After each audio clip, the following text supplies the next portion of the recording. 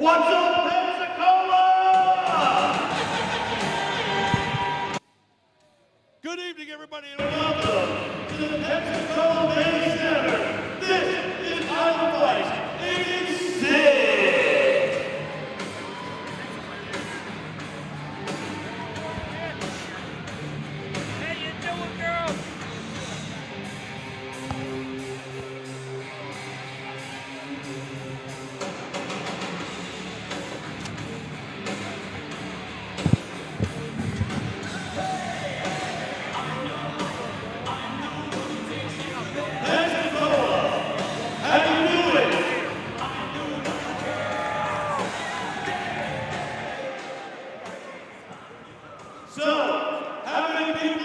The snow this week. I saw all kinds of crazy videos, incredible snowfall. I'm glad you guys made it here tonight. And Island Fights, we never cancel an event because we're here for you. So, we've got a bunch of fights lined up here tonight. My name is Christopher James, and at this time, I'd like to ask everybody to please rise. Face the flag. We're going to do our national anthem. After we do our national anthem, I'm going to ask you all to remain standing after the song is over for just 1 minute for me. Right now, please make some noise and welcome Island Fight's official anthem singer. We love this girl. She's awesome. She's amazing. Y'all give it up for Miss Vanessa Jean.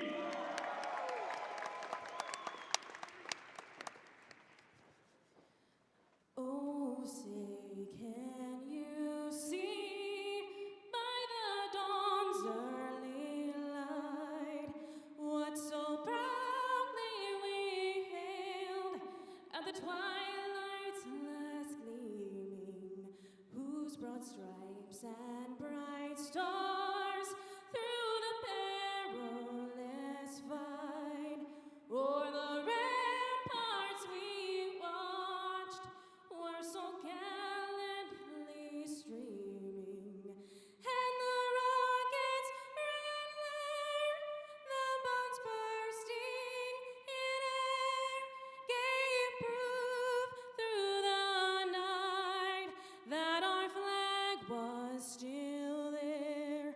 Oh, say does that star-spangled banner yet wave o'er the land of the free and the home of the brave. One more time, Miss Vanessa Jean. Now, everybody, please remain standing. We are in Pensacola, Florida. We are a military-type town here. So, in honor of those that have served our country, giving their lives to fight for our freedom, and for our first responders, paramedics, police, and firefighters, I would like to have a moment of silence for those that serve and made the ultimate sacrifice.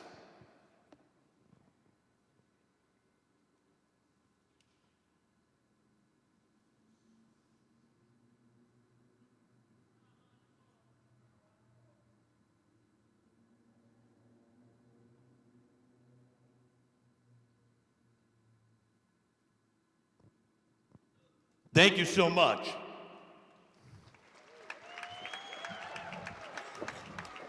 And if anybody out there is serving our country in the military, as a police officer, as a firefighter, as a paramedic, God bless you and thank you for your service. All right, Pensacola, I've got a question for you. Who's ready for a fight?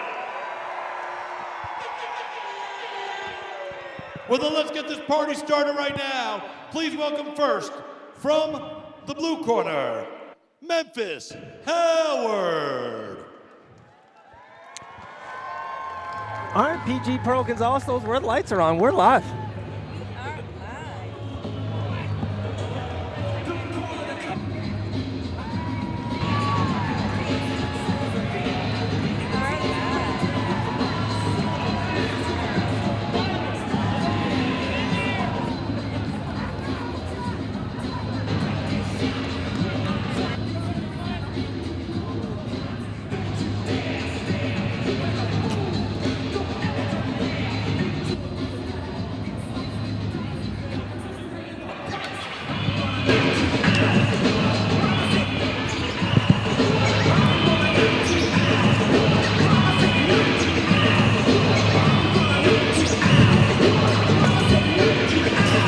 Hello, everyone.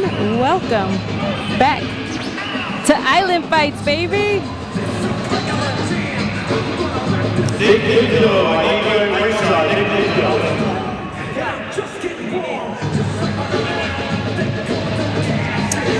Yeah, Pearl, we're like the USPS. We, through sleet, through rain, through snow, we keep the action going. We don't miss a step here. A rough week here in Pensacola, but we got fights tonight at Island Fights 86. I love that. That to me, this here just showcases the spirit of the athletes, of the fighters, of the sport. We just move forward. We keep pressing forward. And now, please welcome his opponent from the red corner, Landon Hale.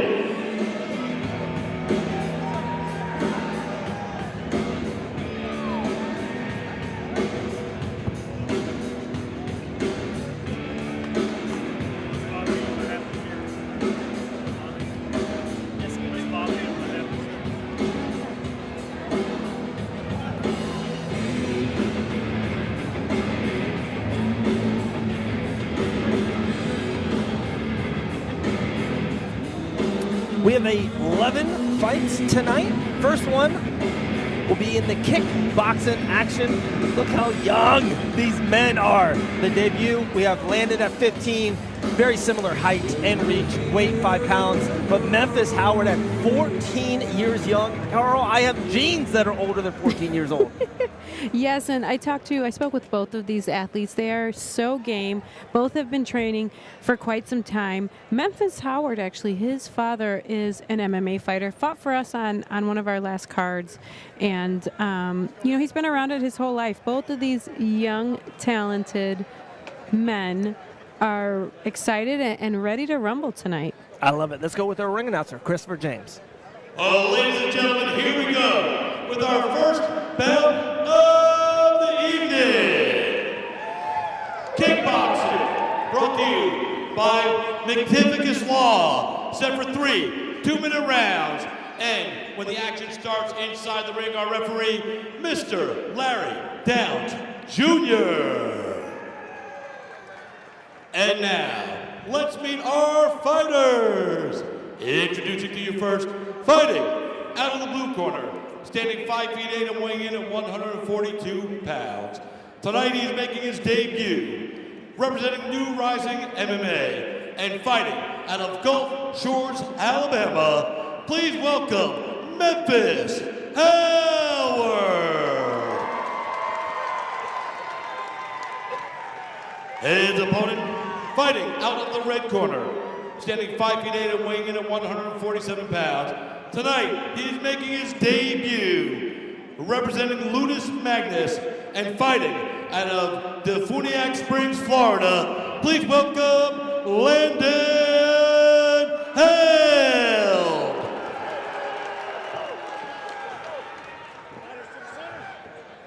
Defuniak Springs, pretty easy to spell, right, Pearl? Oh, my goodness. I can't even say it. What a fight. All right, first fight of the night. It's cold outside, but we will bring the heat right now. Here we go. Howard's out of the blue. Held is out of the red. Nice movement. Ooh. Nice strikes right now by Landon. Landon's throwing a beautiful check hook right now. Oh, and he's got power. You can see that. They haven't coined that the Pereira hook yet. We've got 2 Pereiras with that hook now. Yes, ma'am. Oh, he's doing a ooh, that's a big head kick. Landon doing a great job on the inside, moving, staying real tight in his guard. I love how Landon's kind of going up and down off that center line. Yes, he's doing a great job staying right in front, but moving around the body, but not moving, if you can understand what that means. And Howard here is doing a good job with his kicks. He landed a beautiful head kick early a few seconds ago. He would find so much value in straight punches, 1s and 2s right now. But I totally agree with something you said earlier, Pearl. Definitely Landon has got the power out of the strikes. Oh, that was a low. Oh. Big shots here by Landon. Landon's got power. He's having fun, smiling in there. You gotta love it. Looks like Paul Hughes from earlier today. Yeah, big strikes here by Landon. Man, I remember competing at this age. It was so much fun. These young men are having a blast in there. Nice right hand. Oh, another one. When you were that young, did you feel a lot of pressure to fight, or like you said, was it more of just having fun? You know, I couldn't understand. I didn't know how to explain or understand the adrenaline. And I was just like, you know that feeling right before you fight? I hate that. How do I make it go away? I didn't quite understand what that was. But it was just fun, you know. There was less emotions, I believe. Oh! A little late right there by Landon. Referee Larry Downs did a great job of just warning him. That's tough. Because there's nothing you can do. It's late, but that shot went through. That shot came through.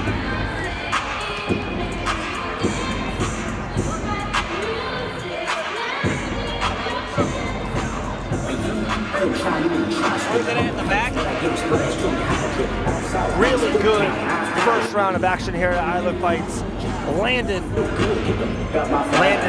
great shots so far throughout the first round. Big, heavy shots.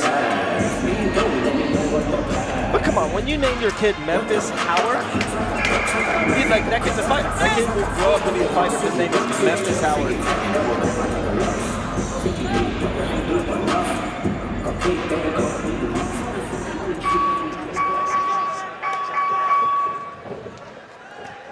Nice left hand right there. To open the round here, Landon. Oh! That right hand is getting closer and closer. But Howard is eating them like it's his breakfast.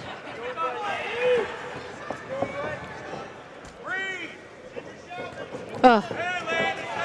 The pressure, the forward pressure from Landon is fantastic. Another mouthpiece came out. I think that's Landon's, and that may have been the second twice. time. Yes, ma'am. Yep.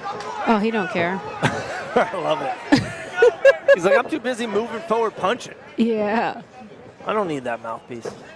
Nice shots. Oh, Howard's having such a tough time in this moment. He's got to find those strikes. Straight punches would pay so much dividends right now in this moment. Just ooh, great shot there by Landon. Straight punches. Oh! Oh! Standing 8.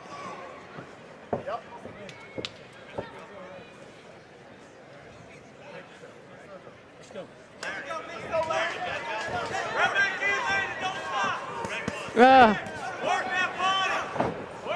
feel like Landon may be a little bit more developed. Absolutely. That 15 to 14 is a big difference. If Landon goes to the body, I think it would end this fight. Wow. Fought most of his round without his mouthpiece. You gotta love that. Howard's long there. Long punches would just be big shot there by Landon. Good kick to the body there. Oh, it looks like Landon's a little tired here. Yeah, both, man. Good body shots. I think he hurt him. That uppercut went to outer space. That was a good one. Great second round of action. Island Fights in kickboxing. It's like match made in heaven. It's always action-packed, always such fun action. Yeah, absolutely. Landon training out of Ludus Magnus MMA with Jeremy Angel. And the matchmaker told me he looks like a wrestler, but he likes to strike. And you can see that. You can see that right here, right now. He's doing a fantastic job of sitting right in the pocket, right in front of his opponent, and willing to trade and winning on most of these exchanges. The biggest difference I'm seeing is Landon with his power. It doesn't matter if he even hits less than his opponent, but the power is just multiplying than his opponent. Absolutely.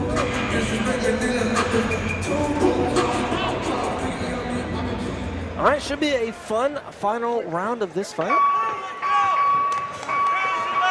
Again, Landon in the red. Memphis Howard out of the blue. Memphis did have some good moments in the second round when he gave himself space. Ooh, that knee was close to the head. And see, he's crowding. He's playing the same game that Landon's playing, and unfortunately, Landon's the stronger athlete. He's winning at these exchanges, tight like this. A couple big misses there by Memphis. He's had some really good knees this fight. Ooh.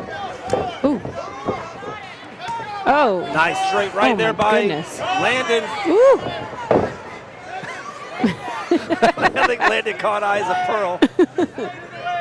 Hard woman to look away from. Oh, he's so sweet. I love that head movement right there. Yes, he's got fantastic, and he stays tight in his guard. I mean, it's beautiful, really beautiful work. And again, Landon only 15 years young. Absolutely. Bright future in this sport. I mean, Howard too. You know, this is great experience for him, and this is what you want at this age. You want to deal with adversity. You want to deal with failure. You want to deal with losing and just someone being the bigger, stronger, better fighter on this night, and you overcome that. That's a lot to overcome, and if he can just have amnesia and get right back to it, learn from his his mistakes, this can be much more beneficial for him than an actual win would be.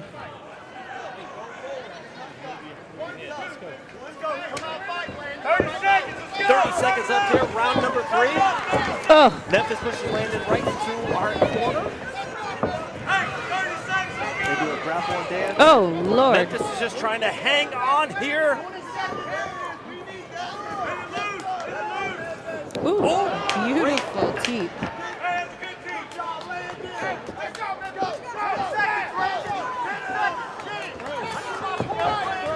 Final 10 seconds. Quick though.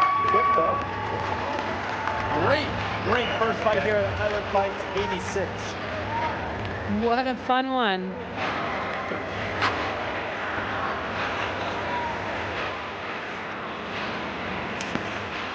That's enough for the time.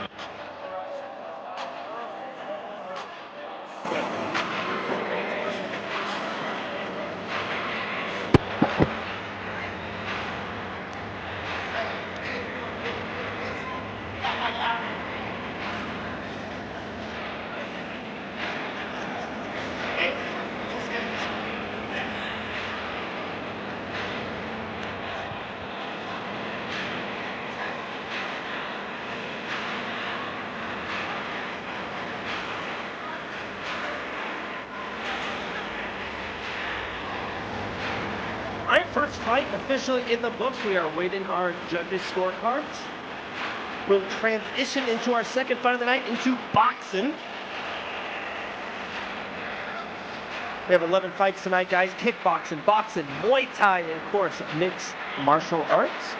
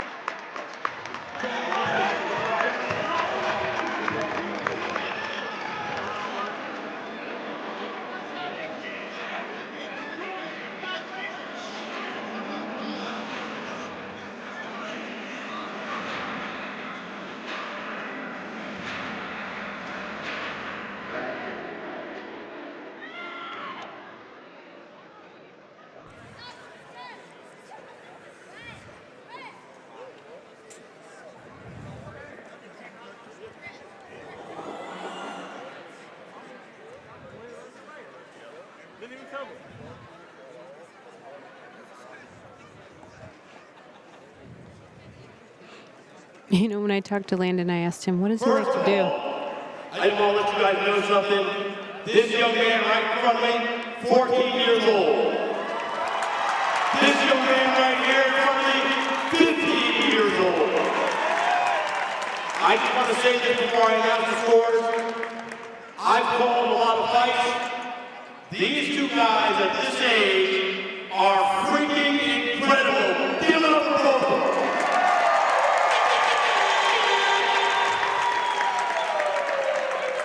After 3 rounds of action, we go to our judges' scorecards for a decision.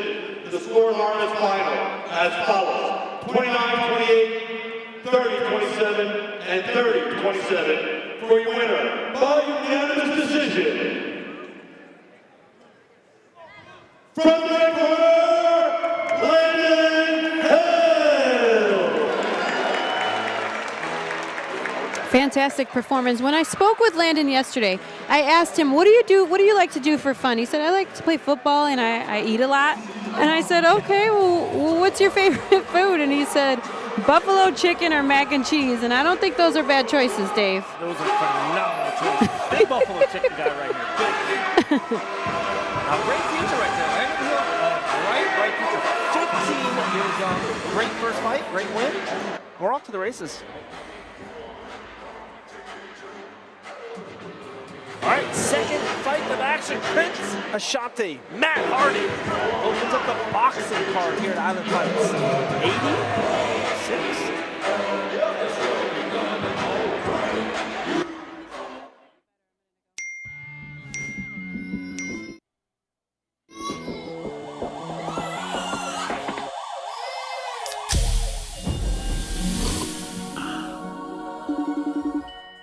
Who is this bitch? You can't just expect me to wait around and let you...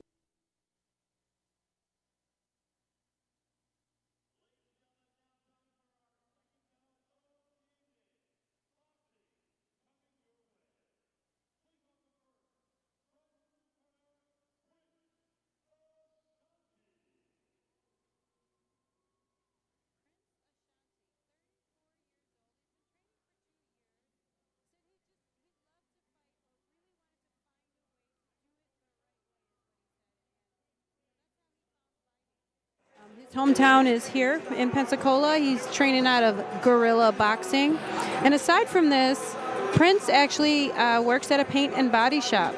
And so I asked, what progress did he make in this particular camp? He says he's been working on his patience. He really wants to come in here and showcase that he is composed.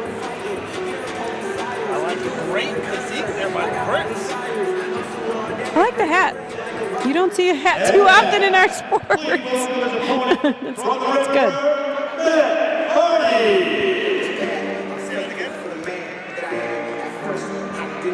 Matt Hardy is from my neck of the woods, well, where I'm at currently, from East San Diego. Started striking back in 2005 at the boxing club. He's been a plumber since 2003. That's what he does on his off time. And you know, he said he worked a lot on his lateral movement, on his footwork. Really wanted to improve his head movement and just overall movement. You know, another big thing from this. So he weighed in yesterday at 158 pounds, Dave. He cut for this fight from 220. So I'm not doing the math, but you can. He cut for this fight. Pounds. Yes. Incredible. Here comes the nice tail. Matt Hardy 1-0 in amateur record, age 4, like we said. Very identical height, reach, and weight. Prince is making his debut here at Island Fights. Here we go. Matt Hardy out of the red, Prince Ashanti out of the blue. 62 pounds? 62 pounds, an incredible story. I have a kid that weighs 62 pounds.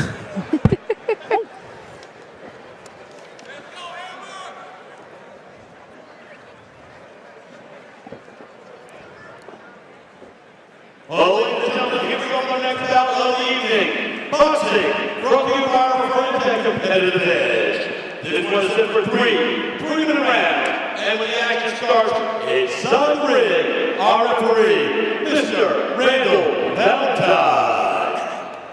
And now, let's meet our boxers. Introducing first, boxing out of the blue corner, standing 5 feet 10 weighing 160 pounds. Tonight, he makes his debut, representing STA, and fighting tonight out of Pensacola, Florida, please welcome Prince Ashanti.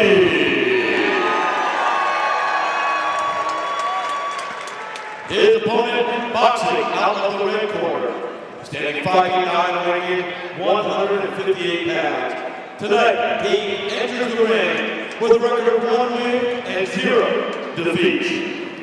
Representing Guerrilla Boxing and Strikeforce Gym, fighting out of Pensacola, Florida, please welcome Matt Hardy.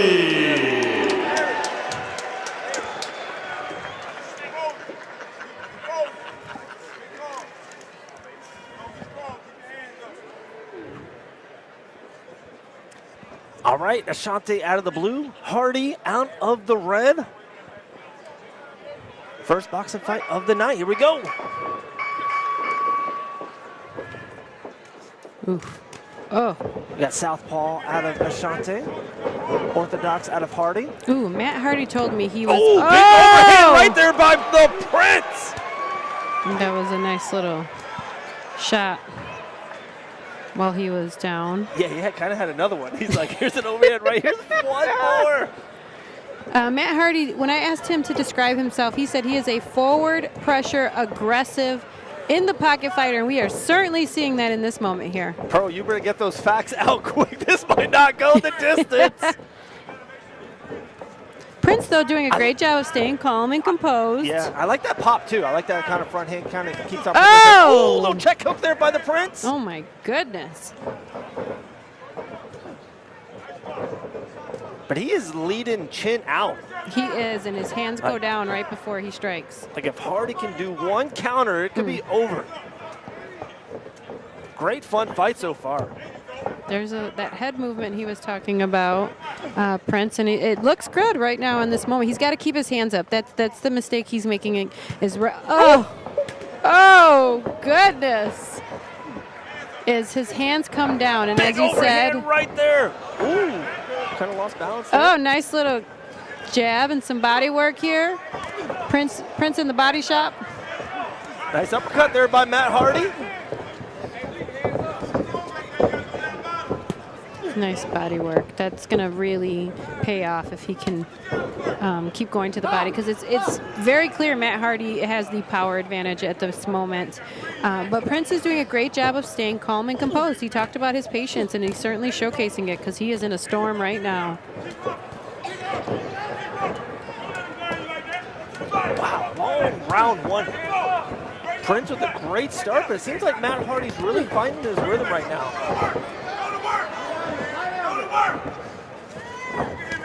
Oh my goodness, yes. Good body work there by Hardy. Oh, That left barely missed. he's shooting it from his hip, so he's got so much power. But he's swinging so big that he's getting caught, and he's off balance. So who knows if that shot actually landed. Oh, that one landed. Or if he was just off balance from overthrowing. Hardy's still starting to put his, feel like his will in this fight. He's certainly the aggressor and coming forward at this moment. And I think it was the composure that really helped him in this round. Good body work. It's right in front of us, Pearl. The body shop. He's in the body shop, and let me tell you, this is a good place to be right now. Oh! Big shots back by the Prince. Prince said, "Not tonight." What a fun round that was. Great first round.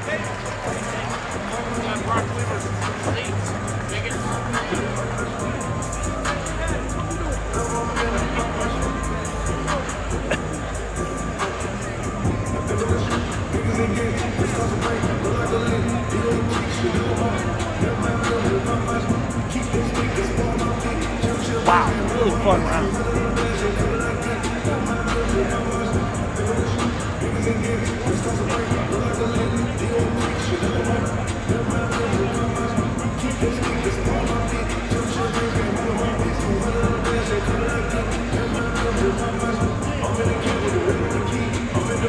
All right, round two is about to start. So like the first half of that round was to the Prince really doing really good footwork, getting his wall jab and check hook up, but Matt Hardy kept on composing his, just his will. He kept moving forward, taking shots, and I think maybe stole that round. Yes, he did such a great job of staying composed and calm. His footwork reminds me of karate for some reason. I asked if he had any prior experience, and no. Aside from boxing, this is kind of all his combat sports experience. An interesting fact about Prince, though, is he won a state championship in football. So he also played football and got MVP in Pensacola. I love it. I love it. Everyone in the world will be rooting for the Buffalo Bills tomorrow night, just like me. Action's right in front of us. Nice body work right there by the Prince.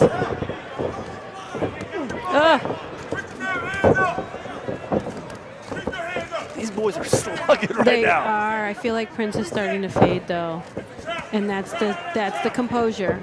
Oh, beautiful right hook there. Yeah, he looks like he's starting Looks to fade. exhausted. Absolutely looks at the deep waters right now. And that's okay. That happens in a fight. You lose your win. You blow your gas. You've got to find your second win. This is why we train for so many hours. We train so hard, is to be able to come back. Is there a trick about getting your second win in a fight, or it just happens organically? So aside from the conditioning obviously plays a big important factor, but I believe more so than ever, especially in a fight, it is your mindset. Where are you in your mind? Are you running, or are you present? Are you focused? Are you grounded? And that's most important in these moments. It's just kind of, you got to let go of being tired and just be in the moment and move and just, just be present. Right.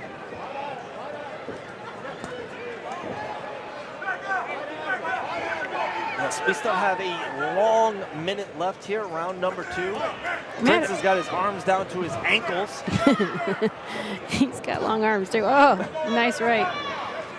But Matt Hardy had his first fight in 2011. And he said he started out as a fan in Island Fights. He grew up watching the show and has always loved it and really wanted to come back. I asked, he's older. I asked what advice does he have for the younger generation, and he said, know your priorities and keep them the priority. What a fantastic, some words of wisdom from Matt Hardy.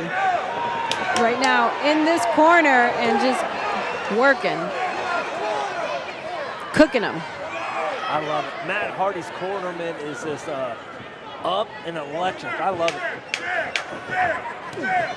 Nice body shot there, though, from Prince.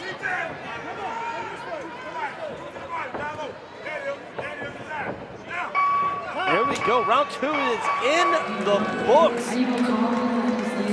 I would have not guessed this was going to go 3 rounds when this fight just started.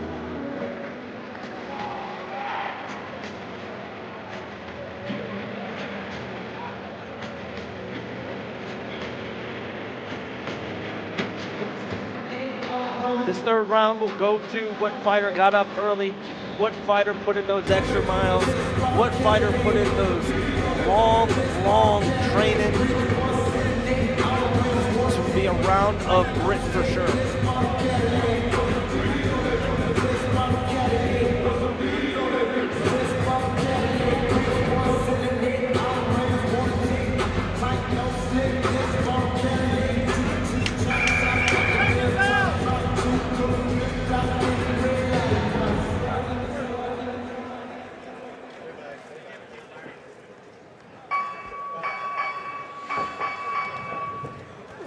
Here we go.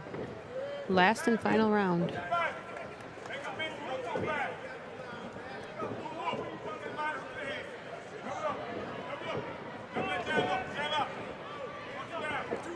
Hardy's corner is telling him you lead with the jab. Keep on feeling him. And he did a great job at the start of this round with this beautiful jab. Ooh, both men tripping. No luggage.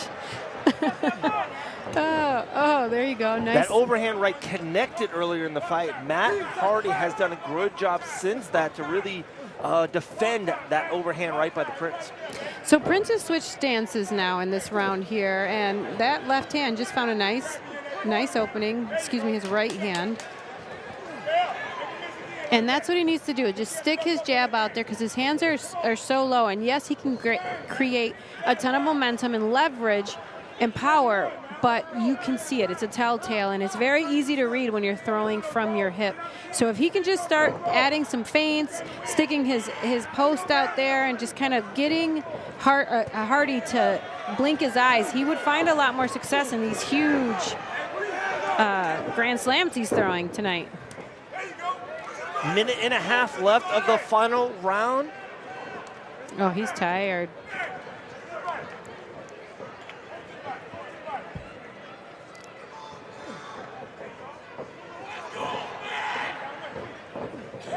Ooh. Oh, nice shot there by Hardy. Nice counter from Hardy.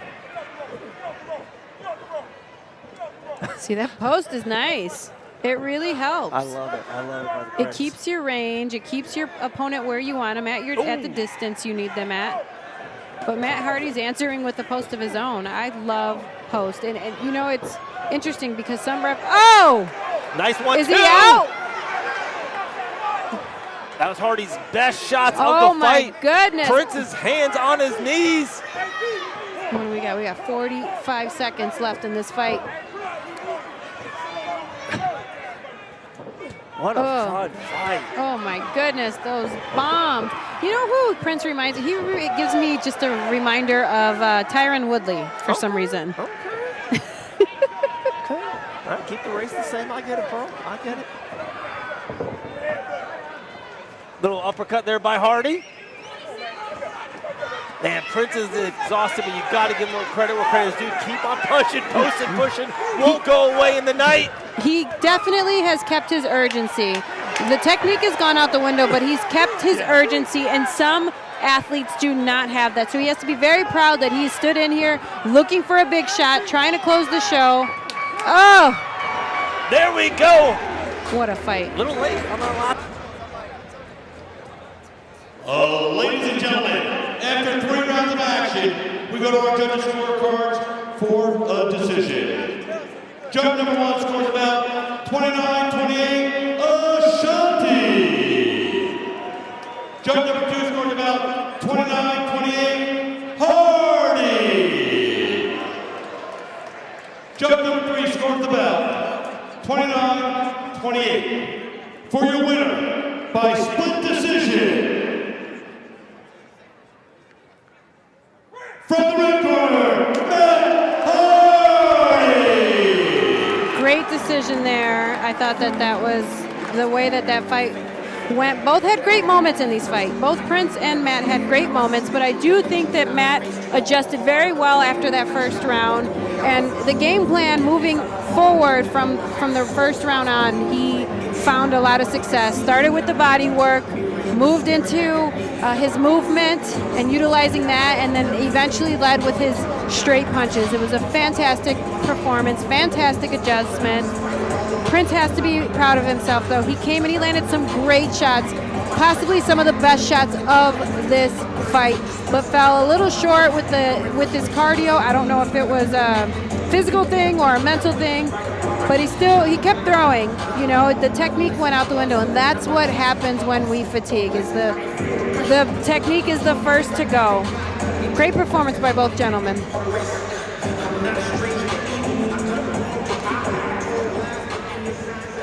All right, third Ladies and fight of gentlemen, the real night. quick, just don't forget, tonight, right after the show, join us at 850 Fusion and Bar for the official Island Fights 86 after party. Pearl, that butter. And now, let's meet our next 2 fighters, kickboxing. Did you like that? First, from the blue corner, Jared Kirk.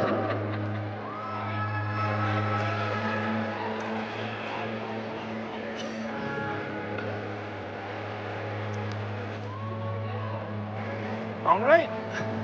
You really can't get a better walkout song than this.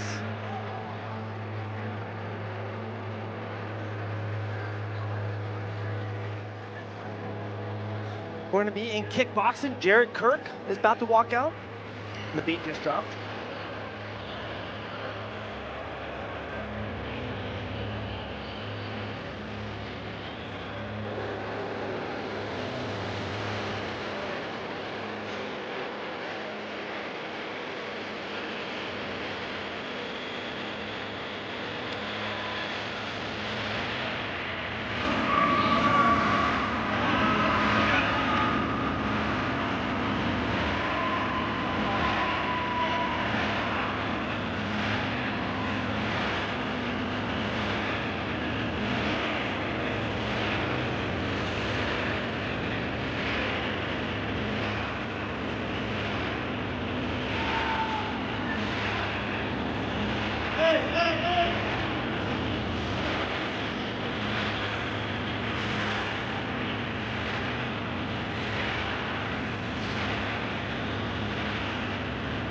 Jared Kirk, weighed in at 129 pounds. He has been training 5 months in MMA and is making his debut tonight in kickboxing.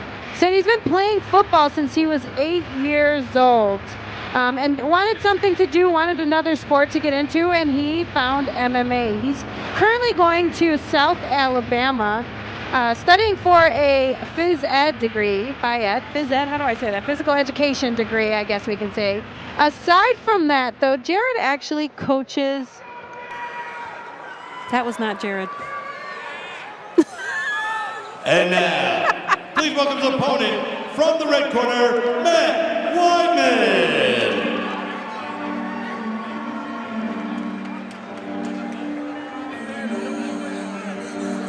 Okay, I'm lying. That was Jared. Aside from aside from fighting, he actually coaches middle school football.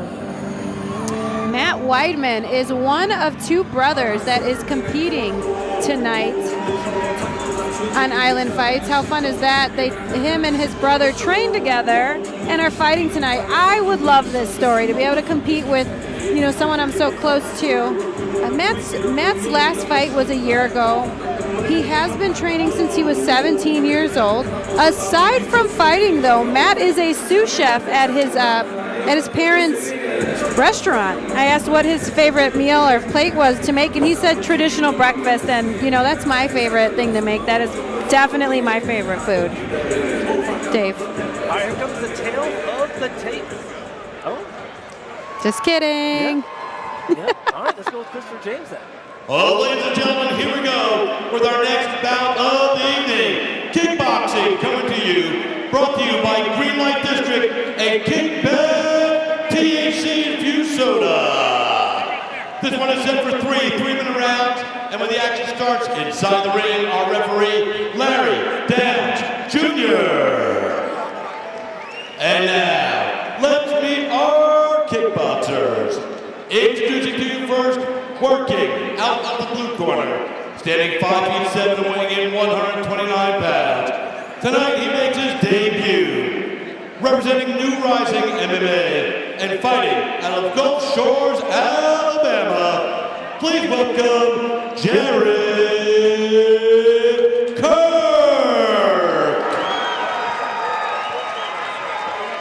His opponent, working out of the red corner, standing 6 feet even and weighing in at 130 pounds.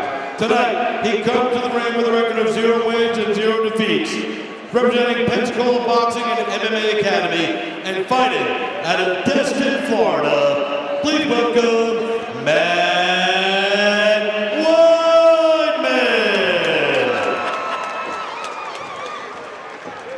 That is wild, Pearl, that brothers are fighting on the same night at the same event. How fun is that?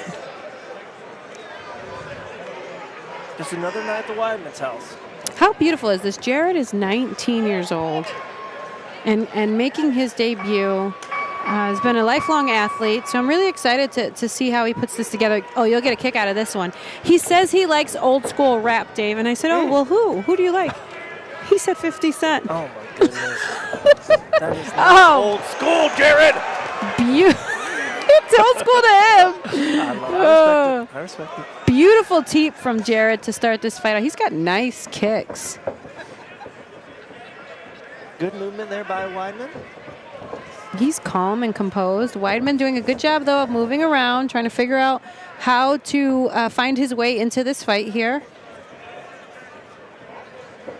Nice outside leg kick there by Jared. Answered. Matt Weidman threw a nice body shot there, right underneath the guard.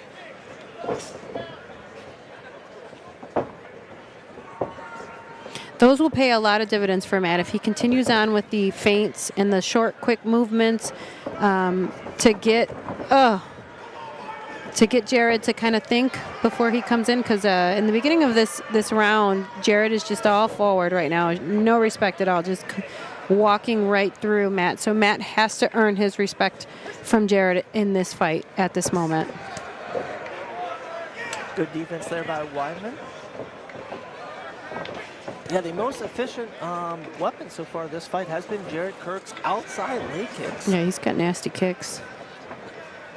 Calm. He's so calm for his age. And that probably speaks volumes for him playing football and competing since he was 8 years old.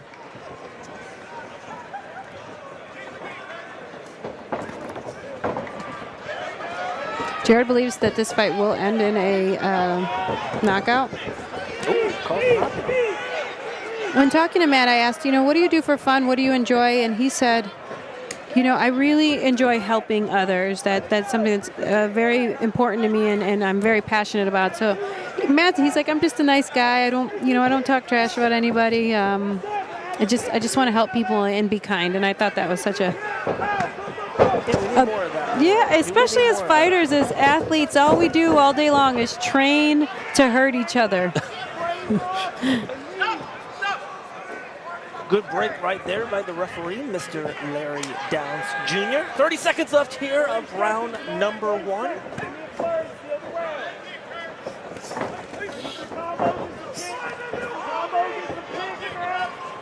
Nice shot there by Jared.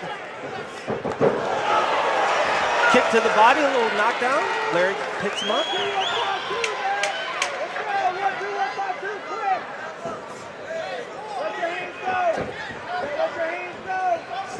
Yeah, Weidman's corner is begging him to throw back. All right, one official with the hooks. I thought Weidman did a fantastic job of kind of allowing the storm to come and withstanding the storm. But I do agree with his corner. He does need to step it up a little bit. Either create some urgency in here or create the exchanges and be first, because Jared right now has so much confidence and he's walking straight through Matt. He has to earn his respect and get him to second guess. And Matt's brothers, Chris, will be boxing later on tonight. I think their Thanksgiving dinner is going to show. What do you do after eating a big turkey? So they go back outside and just spar? Is that what, Thanksgiving dinner ritual at the Weidman's house? They call him Uncle Chris Weidman, the All-American. Yes.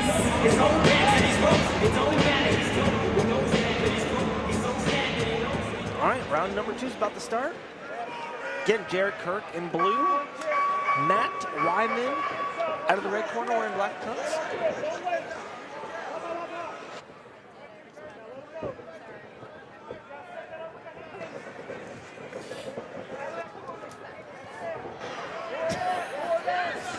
Big shots here right now. Beautiful body work here from Jared, but this is what Matt needs to do. He's the taller opponent, so the clinch would be actually very beneficial in this moment because he is dealing with a shorter athlete in front of him.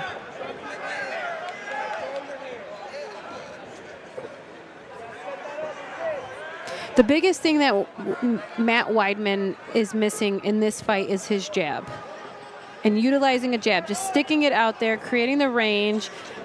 Every other movement is so big. It's so easy to read. And you can, what's the word? I can't even think of the word. You can tell when you're throwing these big these big kicks, big punches. So a jab would be so beneficial to setting up and creating and keeping the range that he needs. And Pro, I think you'll understand this. I love Jared's attitude in that. Like, he's in charge of this dance, this fight. He's always, I feel like he's in control, in charge. I just love his attitude. Yes, he is doing a great job of refusing to be denied tonight. He's got a ton of confidence, and you know where confidence comes from? It comes from work, from working hard, from being in the gym, from testing yourself in the gym, and putting in that work. And so he has a lot of confidence, and he has the right to have that confidence in this fight. He's certainly finding a lot of success. One area that I would say Jared will learn from in this particular fight is he is following Matt instead of corralling him and cutting him off. If he did that, he would find a lot of success in his striking. Well said, PG. Well said. Well, thank you. Nice outside leg kick there by Jared. Knocks Weidman off balance. Jared all over him.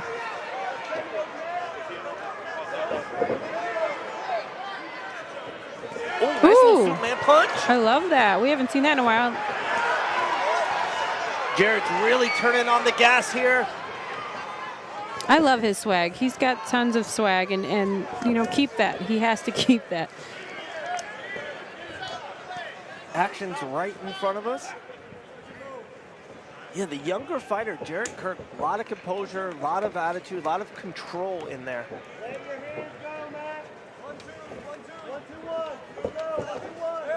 That was a nice 3-2 from Weidman. Nice check there by Jared as well. Weidman is doing a great job of utilizing movement and footwork. All right, round 2 officially in the books. Carl, when is this snow video gonna drop, okay? I've been waiting all day on my social media platform, follow PG Pearl Gonzalez. When is this snow video about to drop? The snow video, I don't know. I don't know if the internet's ready for that. Mr. Dean Tools in the office. Boss man is here. You know, Swag, look at the snakes, look at the jacket. swag. I'd really, I'm sorry, Dave, for cutting you off. I'd really like to know what they are telling Matt Weidman in his corner. He's doing a fantastic job of creating space and movement to kind of negate some of the onslaught from Jared here. But he's not throwing a jab out there. He's not feigning, so it looks like he's running from the fight rather than evading and being elusive. I'd like to know, he's potentially down 2 rounds here. I'd like to see what the adjustments are that will be made here in this third. He's absolutely the longer fighter. He should just be jab, jab, jab, jab all day long here by Weidman, and then see if that can open up a counter straight. Absolutely, absolutely. He's got a nice little check hook, but once he's already let Jared inside of his range.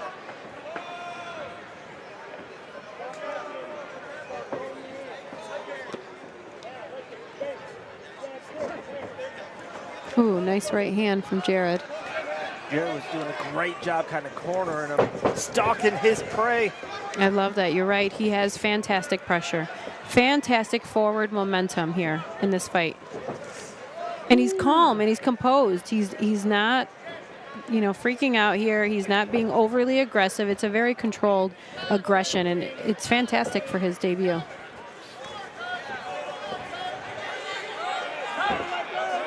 Larry Downs breaks him up. Matt Weidman, you talked about his height. He is 6 feet tall, and that is so unusual for 130 pounds. How he gets down to 130 is incredible. I'd really like to know his secret. Shucking him right off. Telling you, I love Jared Kirk's momentum, attitude, control. This is his ring here at Island Fights 86. Big shots coming. Beautiful body work to start the big shots upstairs. Oh, nice head kick. Oh, head hunting there from Weidman. Got to answer back. He's found an opening on the right side of Jared's body, the head. And he can utilize that kick. He can utilize the strikes. He certainly has a nice check hook, but he needs a little bit more because Jared is just, it's one-way traffic right now.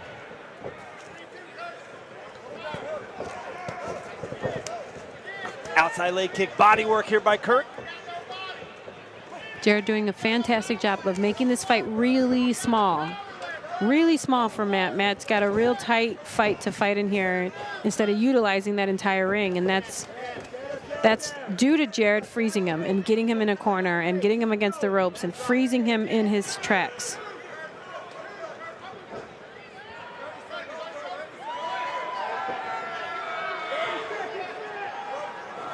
.30 seconds left here, round number 3. Ooh, nice right hands from Jared. He looks mad. He wants to finish. He did. He said he was going to get a knockout. He's looking for it. But Matt, that's the experienced athlete here, the experienced fighter who is doing a great job of staying inside this fight.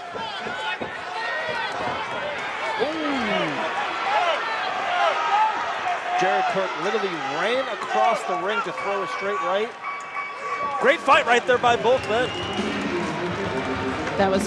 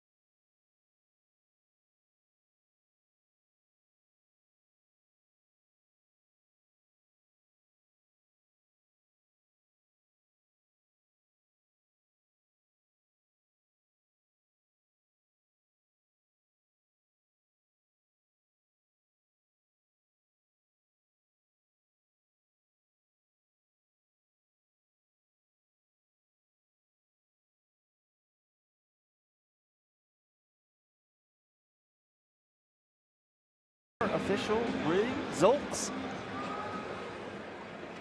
First of all, how about a round of applause for these two men inside the ring?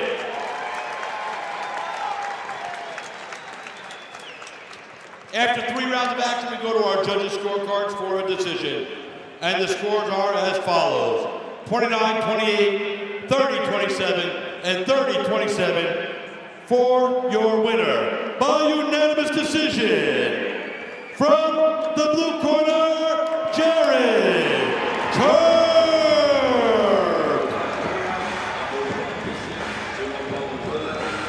Great win there by Jared Kirk. Great performance from what a debut for Jared Kirk here. He did a great job. There was so many positives he can take away from this fight.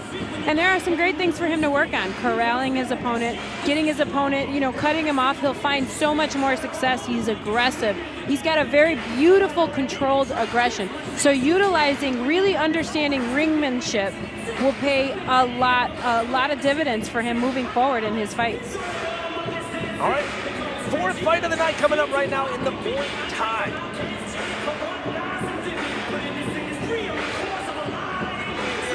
Who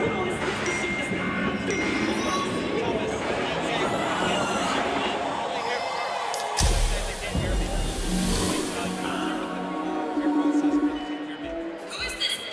You can't just expect me to wait around like Oh yeah, ladies and gentlemen, here we go right now with our next bout of the evening. Please welcome first, from the blue corner, Andre Telly.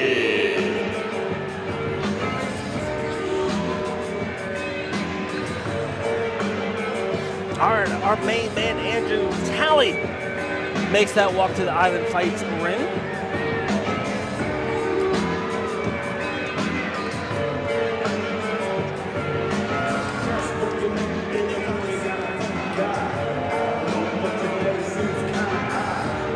Andre Talley from St. Petersburg, Florida, has been training for 4 years on and off in boxing, has been training for a year in Muay Thai.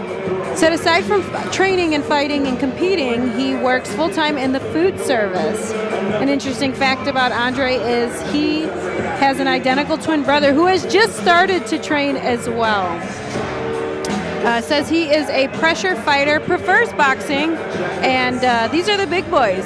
Dave, big boys are coming in tonight. So you're saying, Pearl, we can see Island Fight 69. We can see the Tallies versus the Wymans, brothers versus brothers. Wouldn't that be awesome? I like it. I like it.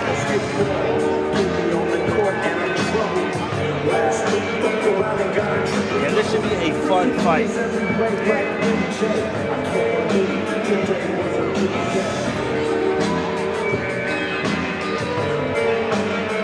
3 fights so far, 3 decisions. Let's see if we can see our first finish of the night. And now, please welcome his opponent from the red corner, Daniel Doro.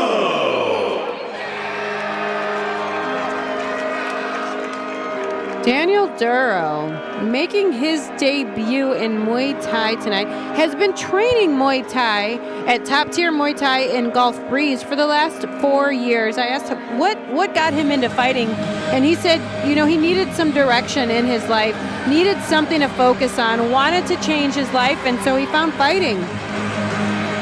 Lived in California, so once he started his career, he actually moved to California, was living out of his car, training at Team Oyama. Really loved the training out there until his dad got sick, and he had to come home, which is why he's here at Top Tier. An interesting fact about Daniel is he loves to skydive. Has done 300 skydives, jumped out of 300 skydives. He's jumped out of a hot air balloon, and has also done 10 wingsuit jumps. So he likes adrenaline, I think, Dave. 300 skydives? So he won't be afraid of the action. Let's just say that, guys. All right, tail of the tape. Dan Duro making his debut, 31-6'5", weighed in at 228. Our main man, Andrew Talley, making his debut as well, 827. Reach for, but 267 pounds. We have a over 30-pound weight advantage. Let's see how this fight goes. here in the Island Fights ring.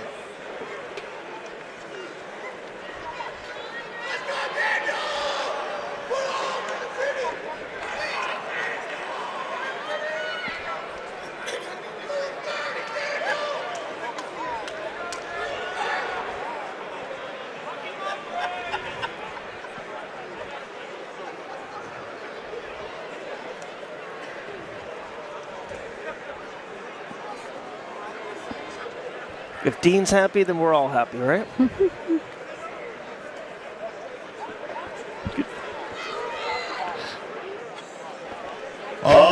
and gentlemen, here we go with the next bout of the evening. Brought to you by 850 Fusion and Bar, home of the official Island Fights 86 after party. Come join us, baby. It's gonna be off the chain. This one is set for three-minute round of Muay Thai. And when the action starts inside the ring, our referee, Mr. Frank Pierre. And now, let's meet our fighters. Introducing first, fighting out of the blue corner, standing 6 feet and weighing in at 267 pounds. Tonight, he makes his debut. Representing Train, Fight, Win, and fighting out of Tallahassee, Florida. Please welcome Andre Talley. His opponent, fighting out of the red corner, standing 6 feet 5 and weighing in 228 pounds. Tonight, he makes his debut. Representing top tier Muay Thai, fighting out of Pensacola, Florida. Please welcome Daniel Doro. Daniel's bringing out the fans here tonight here in Pensacola. All right, fourth fight of the night. Island Fights 86. Daniel takes a nice head kick right there by Daniel.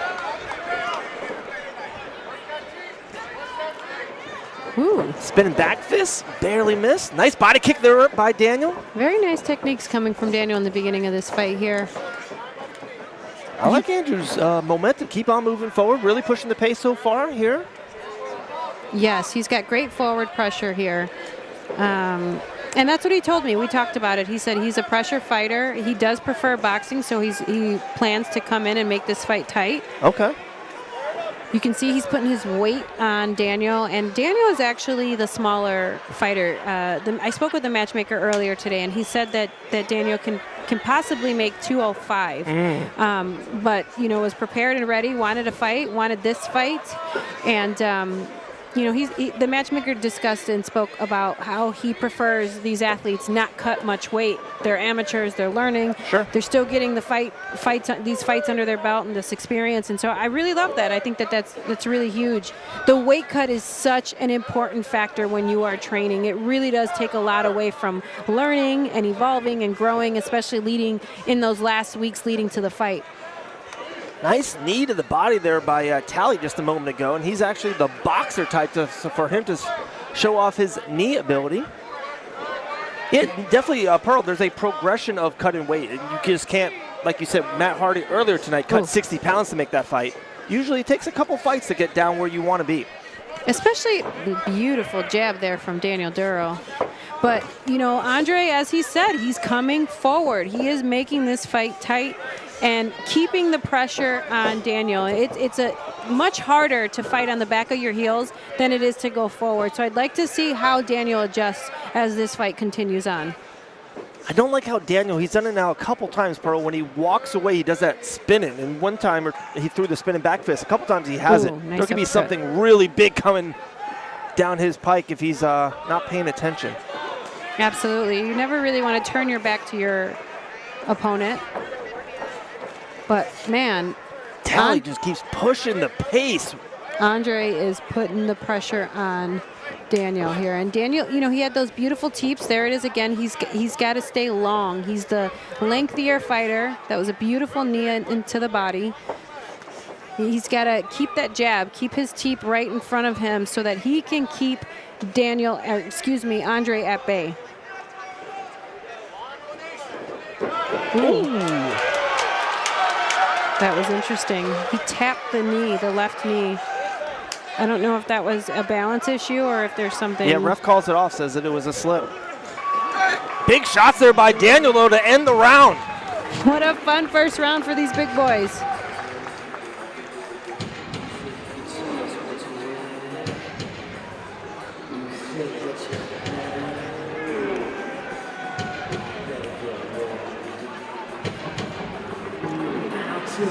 You know, Daniel talked to me about his game plan coming into this fight.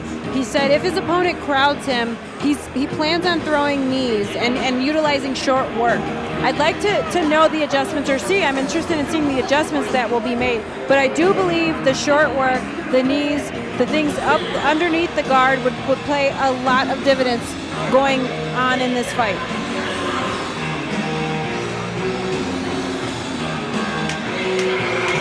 We're used to seeing a lot of finishes here at Island Fight. So far, a ton. We are seeing the judges.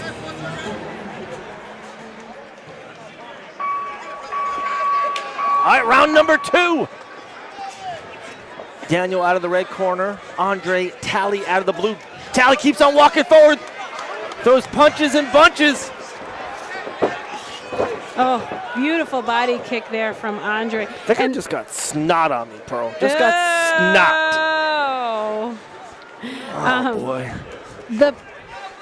The forward pressure from Andre can be so discouraging to an athlete if you are unsure how to control and keep that opponent at bay.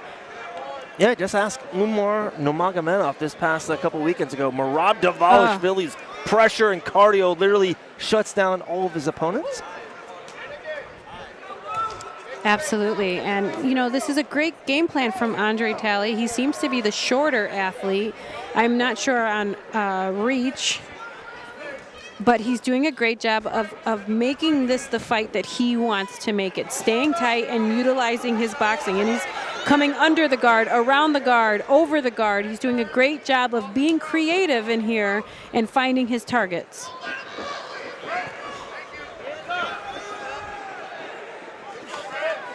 Nice shot. Nice straight punch there by Talley. I'm scared now. They're right in front of us. I don't want snot on me. I'm telling you, it was not pleasant, okay? Yeah, save the butter pecan biscuits, please.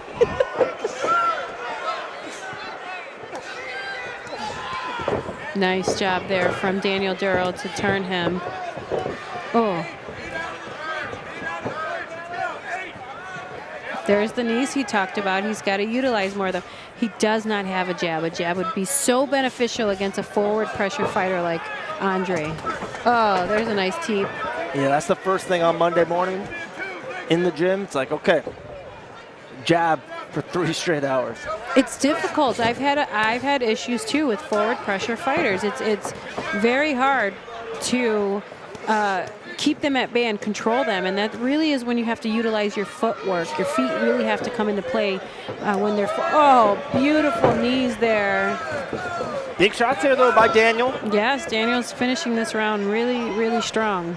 So, Pearl, I was going to ask you that when you fight a pressure fighter, to me, there's, tell me if I'm totally wrong, 2 options. There's one, you keep moving, you keep dancing, you keep on putting great footwork, or is it a matter of time that, hey, you're going to put your foot in that ring, you're saying I'm stopping here, and you're firing back, back and forth.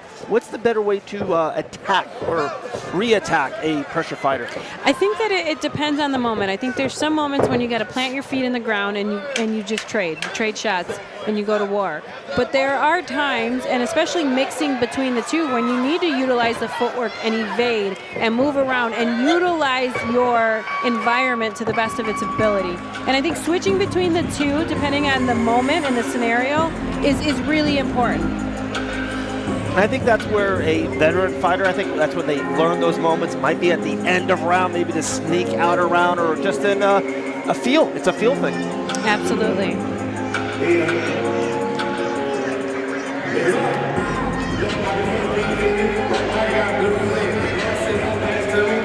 All right, we are 2 rounds down, 1 left. We might go to 4 fights, 4 decisions here at Island Fights 86.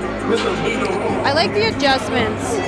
that Daniel made at the end of that second round. He did a fantastic job of becoming the fighter to be first and to lead the dance, and did a great job of dealing with the pressure. He turned and he shucked Andre off of him, and that is what he has. The knees were fantastic. He landed some fantastic knees. So I think really whatever worked for him and whatever mindset he had at the end of that second round, he needs to really utilize that here in this final round.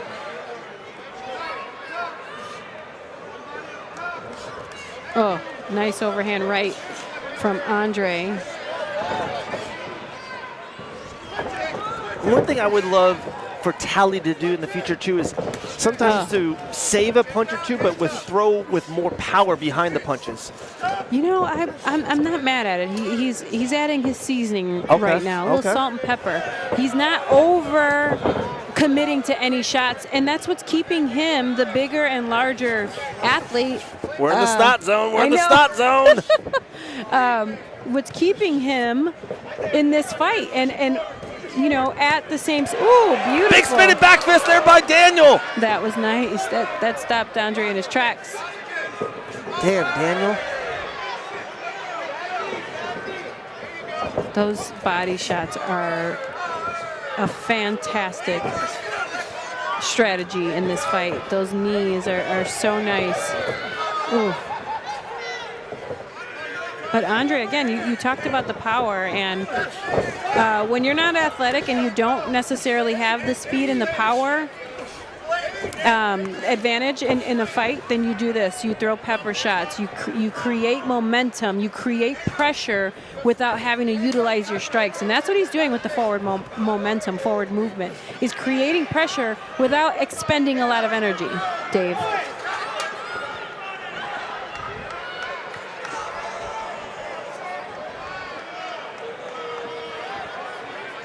Ooh, eye poke?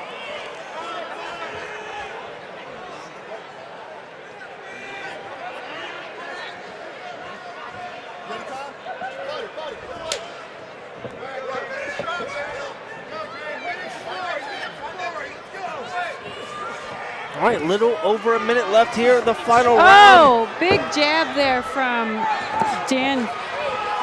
Daniel Duro. That was fantastic. I'm so scared to get snot on me now.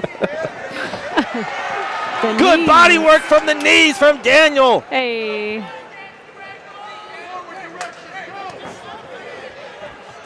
Yeah, definitely a great adjustment from Daniel since round 1 to round 3. But Andre is still in this fight. He's still coming forward. He's still throwing. You know, he's got a ton of volume for his size. I think that if he can work on his cardio, work on his physique, I think that he has fantastic volume. He's got a great awareness in this fight. He'll find a lot of success as he continues on in his career. Rock'em sock'em robot there. Gotta love it. Big knee there by Daniel. Oh, away. Oh.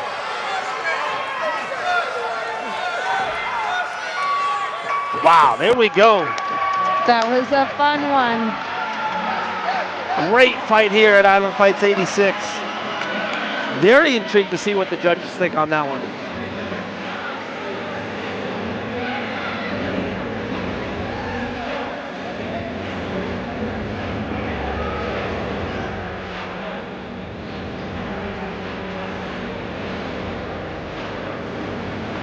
Fourth fight of the night, we will see our judges' scorecard for the fourth time. Next two fights, we get back into MMA. And this next one, Aiden Hughes versus Mason Wilson, they agreed to use elbows into this fight. So we might see a short night.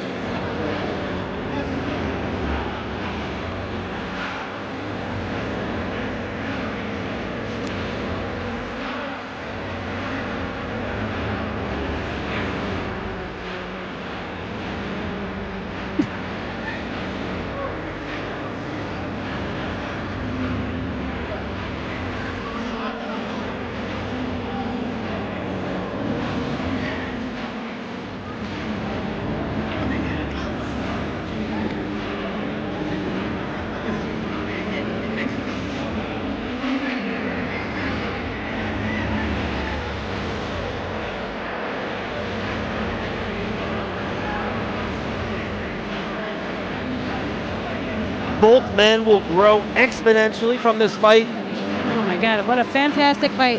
What a fantastic way to get some experience and begin their journeys. All right, here comes Christopher James with our judges scorecard in his hand.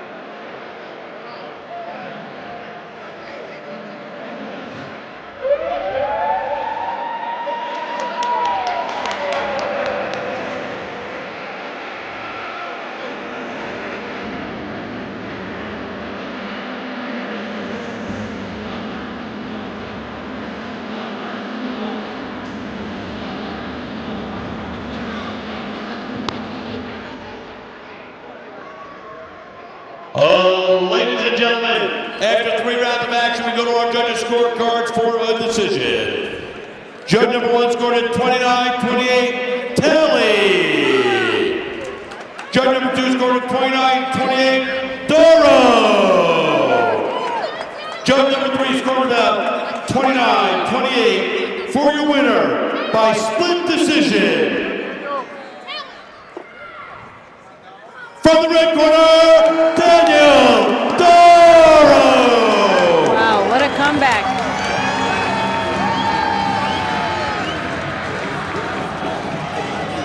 Good fight. We got a split decision win by Daniel Duro. That was a tough one for the judges to score. The judges certainly had their hands full with that one. Fantastic fight. Both gentlemen had great moments in this fight. Both have a lot to be proud of and a lot to work on as well. Right, right. Sometimes it's the quantity versus quality. I would say that. I definitely think Tally was throwing more of the action, throwing more of the punches.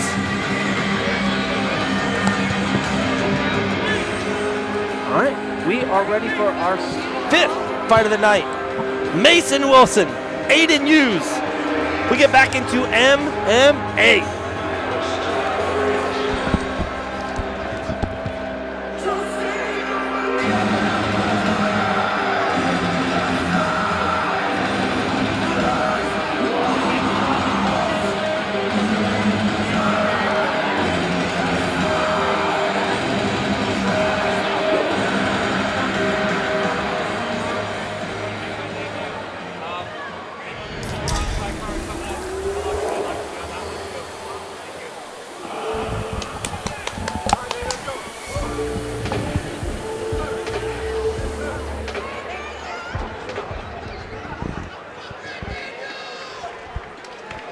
Oh, ladies and gentlemen, let's keep the party moving right along.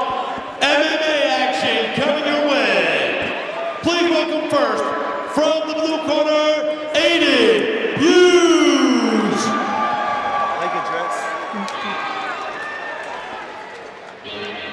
Aiden Hughes, 22 years old, has lived in Pensacola for the last 4 years, and this particular fight here is one of my favorites. And let me tell you why, Dave. Let's go, PG. Let's go. They're co-workers. What? You gotta love it. Yes. You can't make that up. No, you cannot. Aiden has been training for 3 years. He said he found a really good gym. He loves to train at Team Remedy. He's had opportunities to leave the state. He's not from here. He's I forgot where he was from. He's gonna kill me for that one. But he says he loves it here. He loves his gym, and so that keeps him here. Is really focused on fighting and really hopes to one day make this his profession. And one thing that's really important to Aiden is lifting weights. He says it's really important for him, as you can see his physique. He's got a fantastic physique. Is lifting and staying strong. You can never be too strong. And now, please welcome his opponent, Mason Wilson.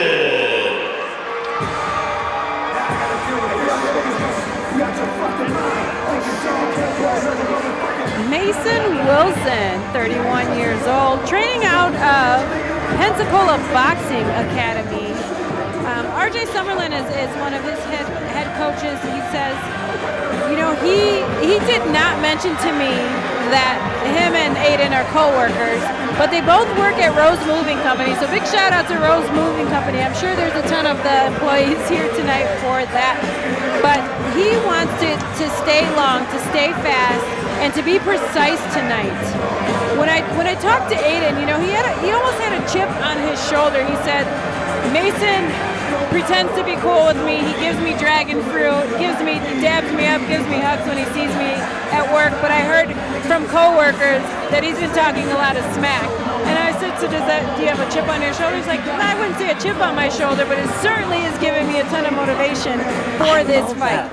I love this. What bragging rights at the office Christmas party is better than this? They are literally going to fight and have it all. All right, here's the tail of the tape. Aiden Hughes, who makes Drew Dober look small, age 22, 5'6", 67 at 143.5. Our guy, Mason Wilson, comes in at 1-1, age 31, 5'11", 17 and half point reach, and weighed in at 146 pounds here in the featherweight division. Let's go with Christopher James with our official ring announcements.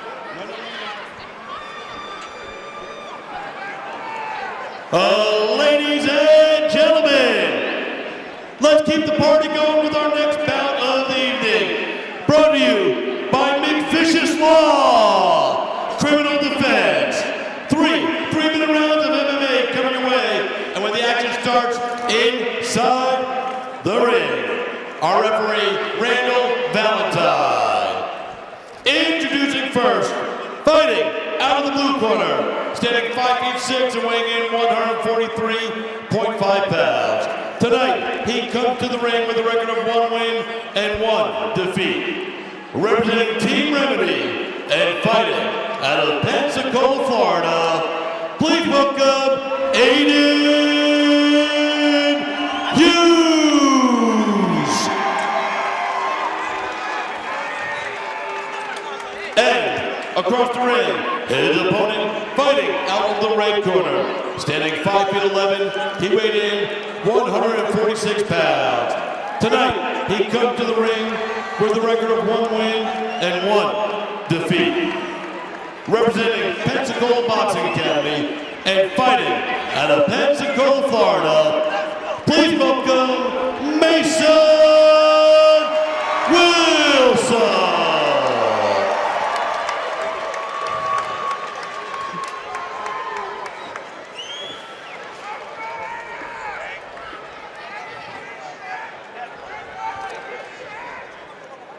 All right, here we go. Aiden Hughes out of the blue corner. Mason Wilson out of the red. Let's go. Aiden Hughes southpaw. Mason orthodox fight. Aiden Hughes goes to the ground. Great takedown here from Aiden Hughes. Goes into mount. Straight into mount. Fantastic job, and this has to Has be the his strength. back. He's got both hooks in here. Landing some nice little shots here, but oh, it's sunk in. He's got one arm in. Let's see if he can finish this. He might finish this fight with the rear naked choke. It's tight, but Mason doing a great job of fighting hands here. Let's see if he can keep fighting. And he taps. Aiden Hughes wins in the first round. Rear naked choke.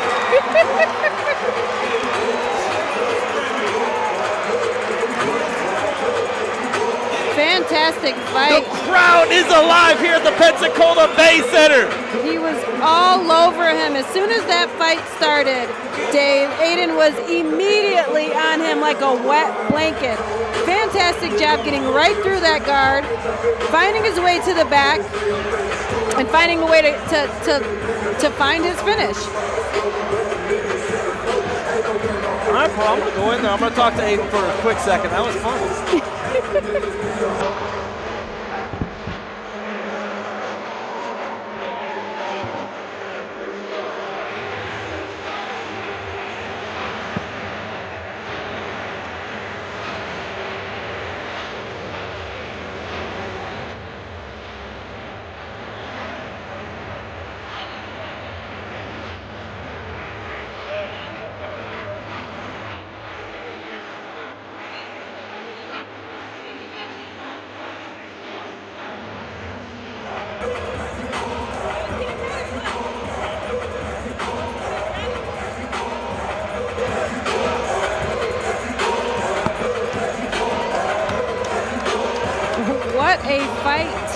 Aiden Hughes has to be very proud.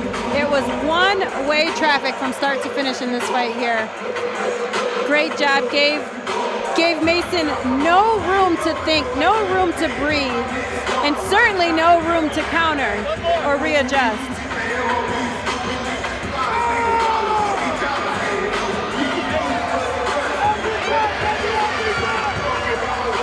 Big shout out to Rose Moving Company here in Pensacola. They've got a huge crowd here.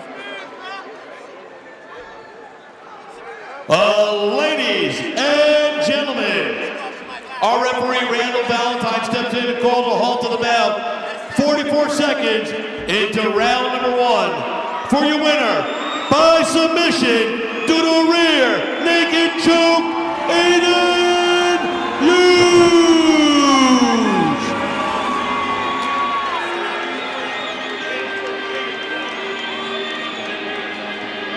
All right, Aiden, you don't get paid by the minute. 44-second rear naked choke. How you feeling, my man? I'm ready to get fucking party on, you know what I'm saying, man? Ready to fucking turn up. There we go. Well, we got it at the 850 Fusion for the after party. We'll see you there. The crowd went crazy. How you feeling? Amateur fight? How fast you want to go pro? What's next for you? Man, I love this shit. I'm gonna keep doing this shit. I'm gonna give a shout out to my coaches, my family, all my fucking people.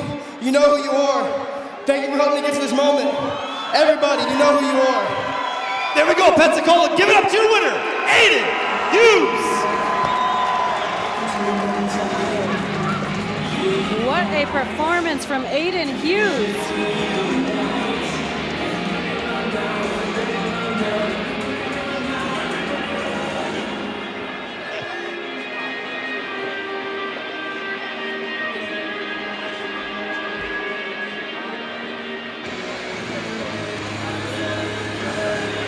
And remember, like I said, check out our friend at McVicious Law. Where are they at? They're over here somewhere.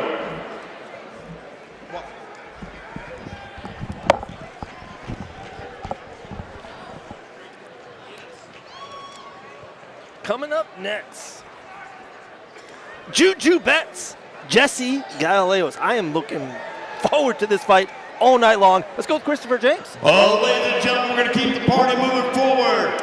Please welcome our next competitors to the ring. First, from the blue corner, Jesse Gallegos. Jesse Gallegos.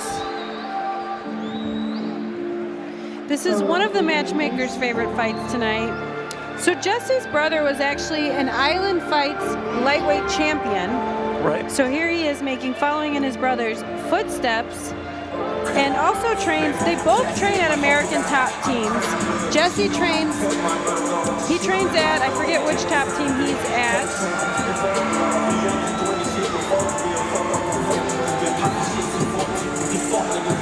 He's a very interesting young man. When talking to Jesse, I asked, what does he do outside of fighting? He works at an auto body shop. He rehabs vehicles, and is very, he's quite a character, let me tell you.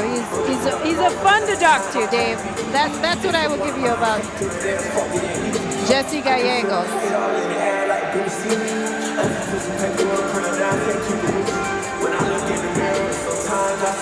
Yeah, Jesse's fought for the Island Fights banner before. Very high-end prospect.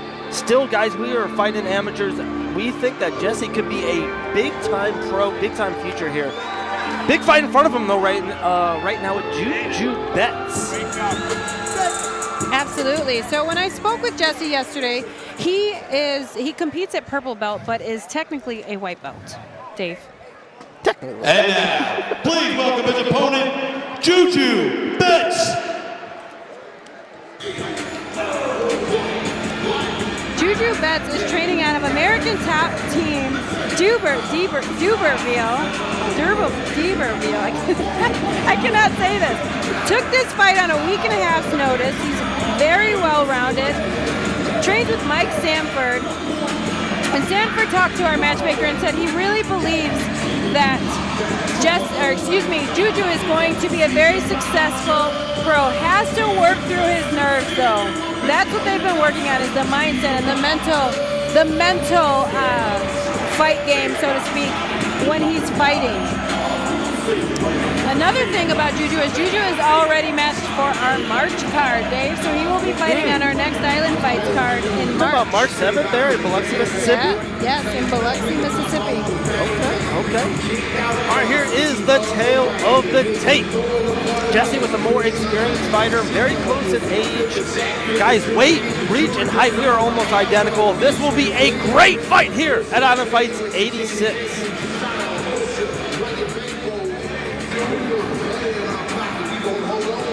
We got the great Mike Sanford, a 2-0 game-bred bare knuckle MMA fighter in Juju's corner. Let's go with Christopher James with our official announcement. Ladies and gentlemen, here we go with our next bout of the evening. Brought to you by Mellow Medical Spa. This is set for three-minute round of MMA. And when the action starts inside the ring, our referee, Randall Valentine. And now, let's meet our fighters. Introducing to you first, fighting out of the blue corner, standing 5 feet 11 and weighing in 152 pounds. Tonight, he steps into the ring with a record of 3 wins and 4 defeats. Representing American Top Team and fighting out of Valdosta, Georgia, please welcome Jesse Gallegos. His opponent, fighting out of the red corner, standing 6 feet even, he weighed in at 150 pounds. Tonight, he comes to the ring with a record of 1 win and 2 defeats. Representing the American Top Team, Iberville, Mississippi, and fighting out of Goshen, Mississippi, please welcome Juju Betts. Pearl, I was looking forward to this one all night long. I had this starred permanent black marker circled around it. This is my fight of the night prediction when I saw this fight card. I love that. So Jesse does prefer to strike. He describes himself as a very aggressive and forward pressure fighter. Let's see how he starts the show. Oh, big right hand there. He believes he's going to get a knockout tonight too. He said his goal is to get 2 to 3 knockouts and would like to go pro. Beautiful teep. Jesse very aggressive to start this fight. Juju doing a good job, though, of staying composed, especially just taking this fight a week and a half ago. You know he's in shape. You know he's training. Great lateral movement. He's just standing a little too tall. He's got to get his hands up where his face is. I love how Jesse's using all the weapons. We got teep kicks, we got short punches, long punches. He is throwing the arsenal at Juju right now here in round number 1. Great job closing the distance here. He's all over Juju, looking for maybe a sweep here. Oh, that was a mistake. But he recovered very well from that. Got right back to his knees, created a scramble. Juju looking for a Darce. Oh, no. The great Islam Makhachev just did this a couple weeks ago. But Jesse's on top, full mount right now. He's in a half. I'm sorry. Half guard, half mount, whatever you want to call this. Yes, he's in a half mount here, but he's got an underhook on that far side, doing a great job of flattening out Juju right now. Not rushing anything, staying composed. Let's see if he can posture up and create some damage. And to me, that's with 8 amateur fight, veteranship. That's what it will do. All that experience he's seen. He's been in these moments before inside, where it counted. Absolutely. His brother, as I mentioned earlier, was one of our champions. So he's been around here. This is a very big stage. This is a very beautiful arena. This is such an amazing platform to start your amateur career on. And so he's been here before. That can create some nerves for anyone fighting under the Island Fights banner in this arena, particularly because of how big the feeling is. It's big. There's tons of people here. It's got a big show feel here. But Juju is doing a good job of breaking the posture and maintaining control of Jesse, not allowing for him to do any work in this position here. His guard is closed. I'd like to see if he's going to fish for a submission. If not, he needs to let it go and start looking for a way to get back to his feet.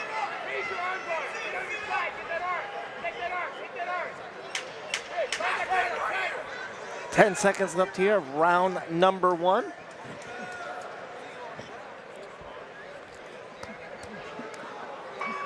Good run out of the blue corner there by Jesse. Yes, it was a great takedown. He did a great job of closing the distance and finding his takedown, but he didn't do much with that. He didn't try to posture up. Certainly, Juju did have good head positioning and head control, which broke the posture, but Jesse has 2 hands to 1. He can certainly work his way out, so I'd like to see if he's going to take the fight to the ground. I'd like to see him either look for a submission or create some damage there, not just kind of sit and wait for Juju to do something.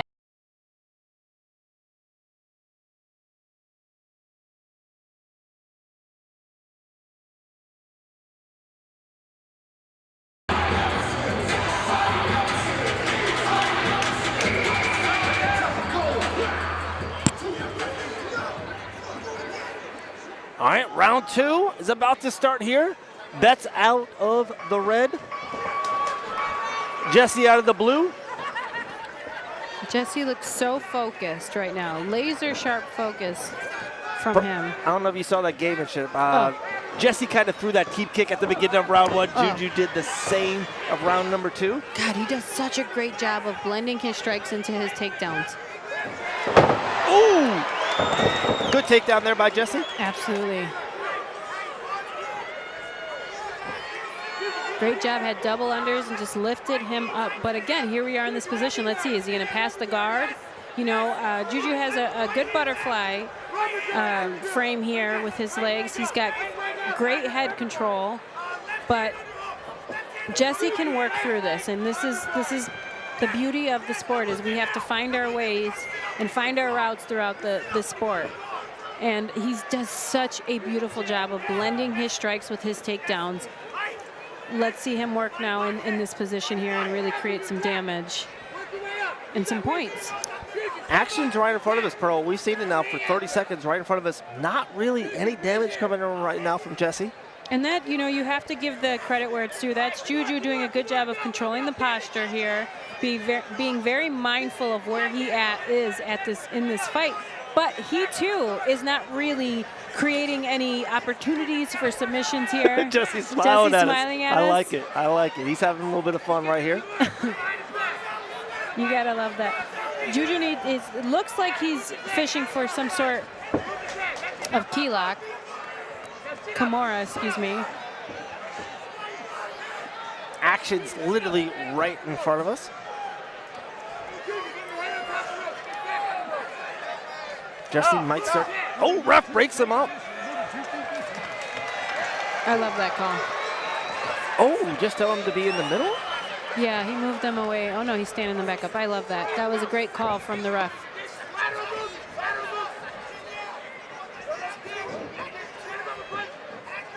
"50 seconds left."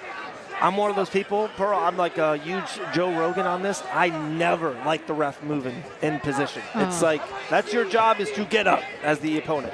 Oh, big shot there by Jesse. We are going for a ride. His blending with his strikes to his grappling is beautiful. He's got to get to work though here. I'd like to see him, he's talking to the corner, to his opponent's corner. I love that. Very present in this moment. Let's see if he can throw some big shots here though. Only 10 seconds.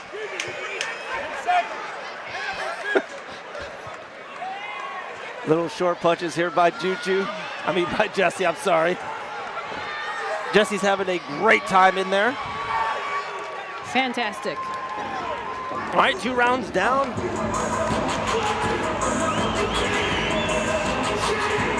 Juju needs to make some adjustments here in this fight. He is kind of allowing for Jesse to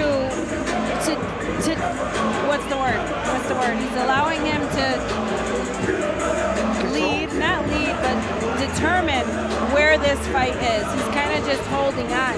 And I understand he took this fight on a short notice, but he's got great lateral movement. He knows how to utilize the ring to the best of his ability.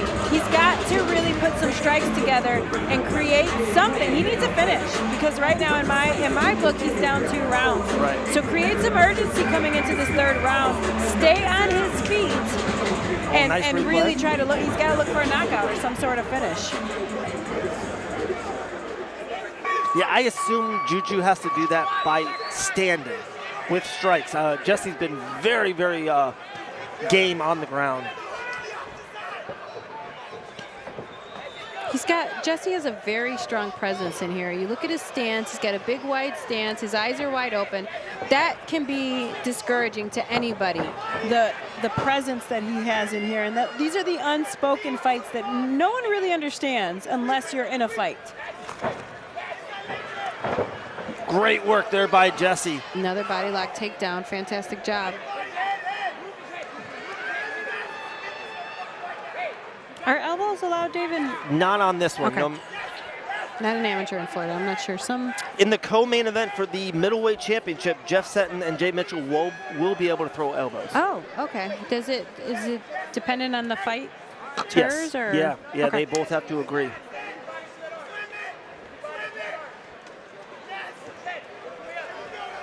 And for me, as an amateur, I don't think they should be able to throw. Like, I agree not to throw elbows as an amateur. You know, I think that's an interesting debate there because the way that the sport is evolving, as quickly as we are evolving, and where we are in the sport, you need all the experience, and there's so many professionals who are 4 or 5 fights in, in the UFC. I think that you do need that experience. If you're only going to get 4 fights as a pro and then make it to a big show, I think you need elbows. A lot of more control time here by Jesse here in round number 3. Yeah, he's got fantastic control, but he needs to work on his ground and pound, on his striking, because he's got great takedowns. He has great control. It looks like Juju is trying to invert here. I don't know if he's got a hold of the knee on the other side. The issue with him inverting here is he's got a half guard. He's got to let go of that guard if that's what he's looking for, is to invert. 50 seconds left here. The ref is debating about putting these men up. Let's see.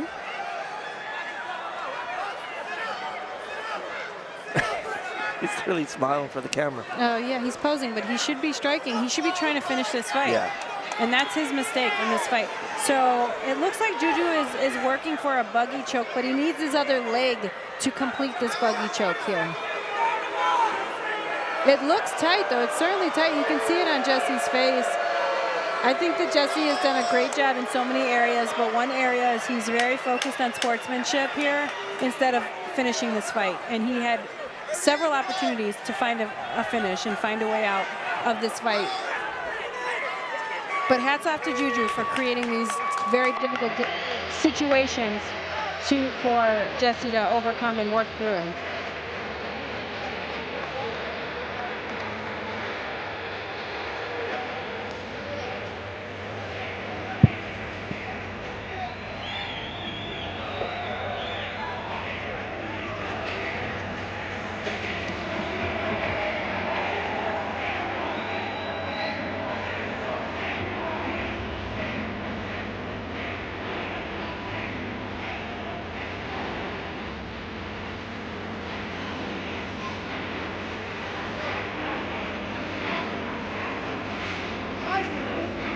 Great win there by Jesse.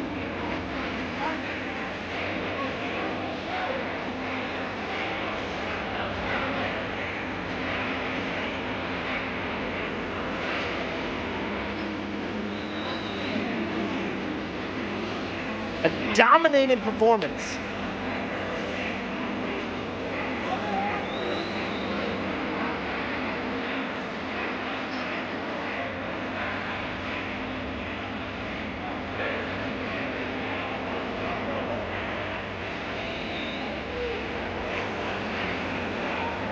Shout out to 850 Fusion Bar, the official after party here for Island Fights 86.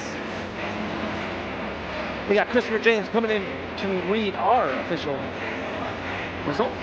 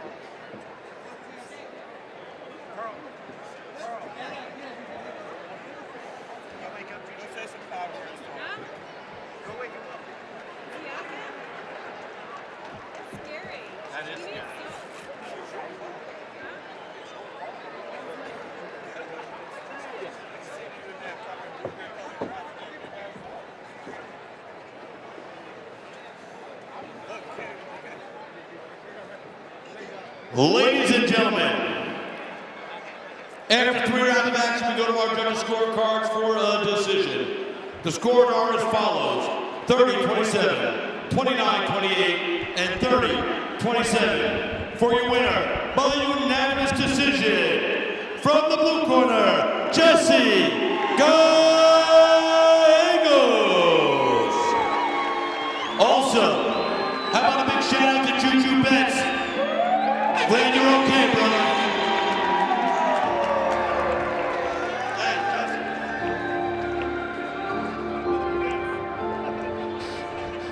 All right, here is Pearl Gonzalez How you doing, Pensacola? with our winner. I am here with your winner, Jesse. Incredible performance.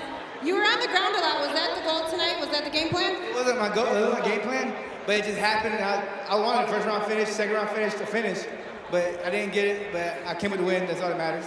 You did a fantastic job of blending your strikes into your takedowns. When you were on the ground, is there a reason why you chose not to strike? I should have sat up and tried to get better angle, but I stayed down now. That messed me up. My fault, guys. I'm sorry. I should have been more hitting, more stuff. My fault. I'm sorry, crowd. Your brother was an Island Fights champion. What are your goals? What's your goals here at Island Fights? I want knockouts. That's my goal. I want the crowd to be happy for me. That's what I want. There, I'll get there. You certainly will. Fantastic performance. Ladies and gentlemen, your winner, Jesse Gallegos. Coming up next, Chris Weidman, Christian, Portugal. We go into the world of boxing.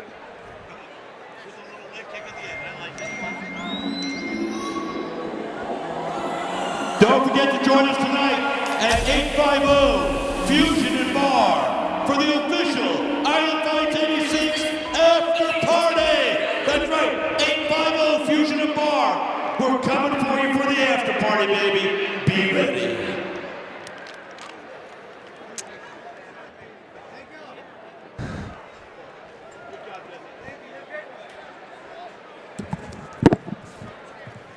All right, boys and girls, more boxing coming your way right now. Please welcome first, from the blue corner, Christian, Portugal.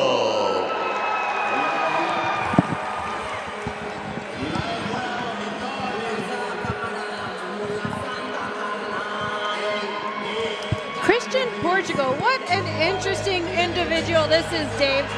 Christian graduated with his bachelor's degree in December with his mechanical engineering. Wow. Yes, so you already know he's incredibly intelligent. I asked, what does he like to do on his off time? He says, I like to build Legos. And that intrigues me so much because I've never built a Lego set. I really would like to do that one day. He said he built the one that he's is named, what is it, claim to fame? Is that his most? Yeah. I can't word it. But he built a 3,000-piece Lamborghini and Bugatti. So My sons have built a 24-piece truck before, but that's all we did. 24 pieces, that's it. Oh my goodness, 20. I've never done one. I'd really like to. Aside from that, he said one day he hopes to be a car designer for Toyota. He really likes Toyotas. But he's from Pensacola. This is his hometown. He trains at Broken Limits Boxing. Would like to take this as far as he can and hopes to go pro. And now, please welcome his opponent from the red corner, Chris Weidman. The All-American Chris Weidman. His brother lost earlier in the night. He's trying to avenge his last name. Pearl, what about Chris Weidman? Chris Weidman served for 9 years in the military, has trained all over. That's kind of how he got into boxing, was just moving around and in the military diet. And one interesting thing about him is he said he recently started a year ago the carnivore diet. And I asked, how has that helped him? He said, the diet has helped me in all areas of my life. I'm focused, I feel great. I'd like to stay as active as possible and fight as much as I can. I love that. Here is the tale of the tape. Mr. Weidman making his debut here at 35. Thank him for his service. Weight at 150. His opponent, Christian Portugal, was 0-1 as an amateur, but only the young age of 23. Both very similar with reach and height. Like I said, Weidman needs to avenge his last name. definitely thank him so much for his service. Another great fact or interesting fact about Chris Weidman, he does a 45-minute to an hour warm-up every single training session. And I was like, wow, that's interesting. Why? And he said he learned it from one of his coaches, and he says it's become a part of his own training. He really enjoys that. And that is something that most people, myself included, are, don't take seriously as the warm-up. I usually just jump in and go. Yeah. But as you continue on in your career, especially if you've had a really hard session, it pays so much dividends to warm up before you go to work. Ladies and gentlemen, here we go with our next bout of the evening. Boxing, brought to you by The Bar. 3 2-minute rounds coming your way. And when the action starts inside the ring, our referee, Larry Downs Jr. And now, let's meet our boxers. Introducing first, boxing out of the blue corner. Standing 5 feet 9, weighing in 156 pounds. Tonight, he enters the ring with 0 wins and 1 defeat. Representing Broken Limits Boxing and fighting out of Pensacola, Florida, please welcome Christian Portugal.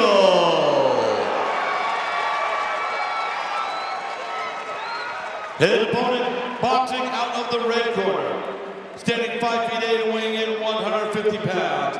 Tonight, he makes his debut, representing Pensacola Boxing Academy and fighting out of Pensacola, Florida. Please welcome Chris Weidman.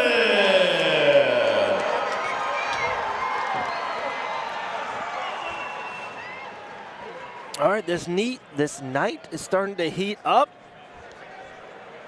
Portugal, Weidman.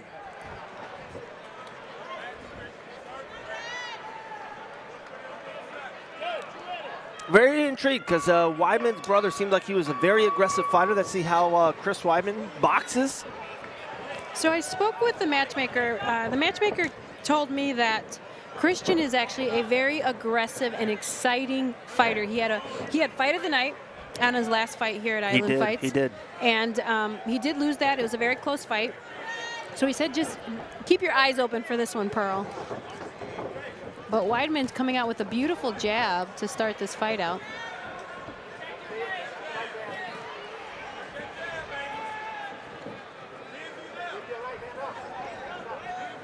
When I spoke with Chris Weidman, the reason why he brought up his carnivore diet is he said, throughout his life, he's had a lot of struggles and a lot of pain in his body. So switching over to the carnivore diet, he says that, it's helped him significantly with pain management and just his overall athletic ability. That's a really great story. I mean, nutrition is everything. He's got a beautiful right hand, Chris Weidman. Nice check hook there by Weidman as well. Ooh, nice 1, 2. He's putting it together very well right now, Pearl. He looks very clean here. His hands are a little low in between, which I think is where Christian will be able to capitalize. Like that beautiful in and out work that Christian just did, that will really help. He's got to create some difference in range. Portugal's leading this dance, but Weidman's doing a great job. Yes, Portugal is a very forward fighter here. And that's what he talked to me about, is he said, I want to get straight to the point. And he's certainly trying here tonight. Oh, that was a nice shot. Nice shot there to end round 1 for Portugal. Hey, shake sound the beat, the largest. Been stepping up since my mama made it in the apartment. Regardless, my daddy told me keep the heat even when I'm in forest. I'm honest, cause these niggas is hating on me because I'm the biggest, the largest, the biggest, the largest. Can't on my reason for hard times. These niggas just make that bitch in my arm. Very close round. I felt like Portugal was leading the dance, but I do think that Weidman had the best shots in the round.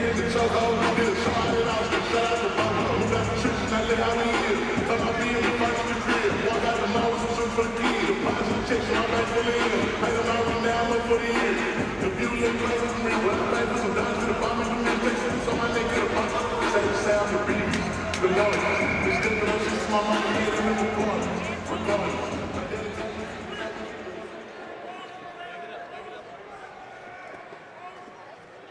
All right, round number 2 starts. Portugal fighting out of the blue corner, black trunks. Weidman fighting out of the red corner with red trunks.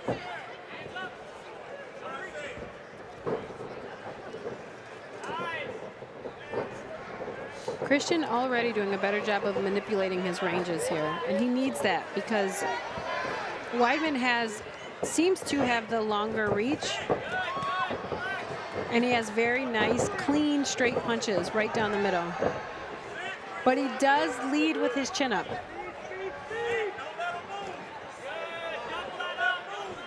Nice jab there by Weidman. Yes, Weidman has great volume. He looks like he's in fantastic conditioning. Ooh. The pressure, though, of Christian is really playing a key Weidman's factor dancing in the second round here.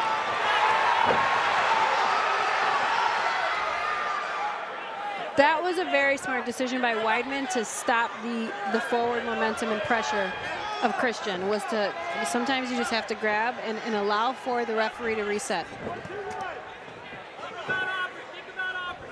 But you can tell this is wearing on Weidman because he's now starting to put his head down, Dave. Yeah, and grab a lot. Get very handsy in there.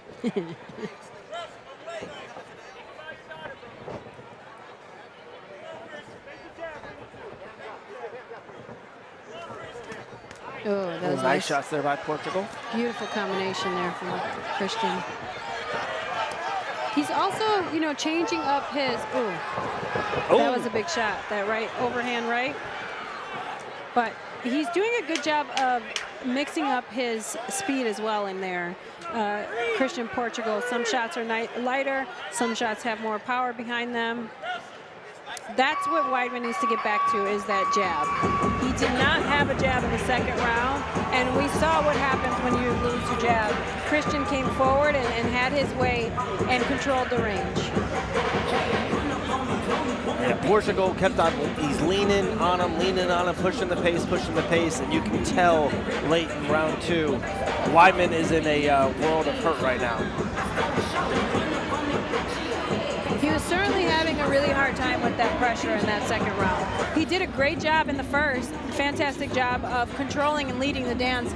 I think both, if I were to have a scorecard, it'd be 1-1. It's a very close fight. Let's see who makes the better adjustment in this final round.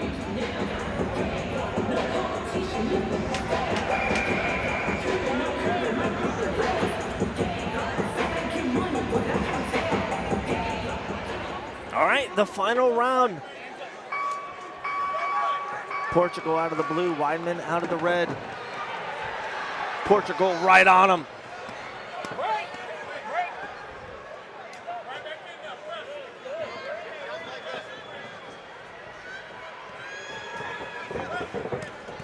Ooh, nice counter there by Weidman. Portugal back in the phone booth. I love that body work. The body work is great from Portugal.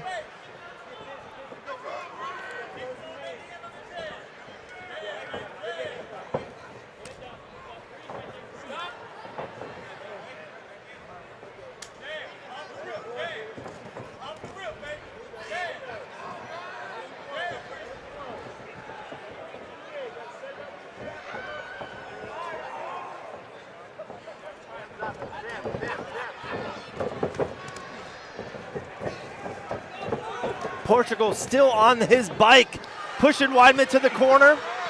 Christian Punches and bunches. Great job of manipulating the ranges. Now he's fighting a tight fight, which is clearly what he wanted early on. But he's able to get right past the jab of Weidman. Weidman really needs to utilize it. He seems tired, though, in this moment. The forward pressure can deteriorate, just discourage an athlete and break them down. Oh! This is the fight that Portugal wants, right here. Big shot there by Portugal. 30 seconds left here of round number 3.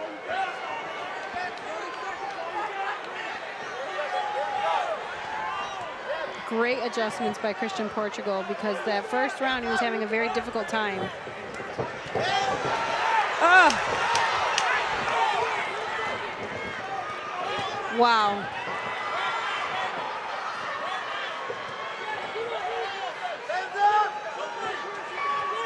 Great fight. There we go, to the bell. That was fun. Could be a tough night for the Weidmans here at Iowa Fights 86. I mean, he had a fan. He was doing so good in that first round. Beautiful jab, straight punches down the middle, and as the fight went on, the pressure of Christian started to wear on him, and the jab was gone and lost. And this is another beautiful example of why the jab is the best and greatest punch in boxing. It's so important that you utilize it, and I get it. I've been in here, I've been in the same situation, dealing with a forward pressure fighter. You tend to get lulled into their kind of game, their fight, and your technique goes out the window. So I certainly understand it. You know, if I could go back, I would remember the jab. Jab is everything. I also think, Pro, it's the most underrated tool that's not used in mixed martial arts. I don't think fighters use the jab enough in an MMA fight as well. Yeah.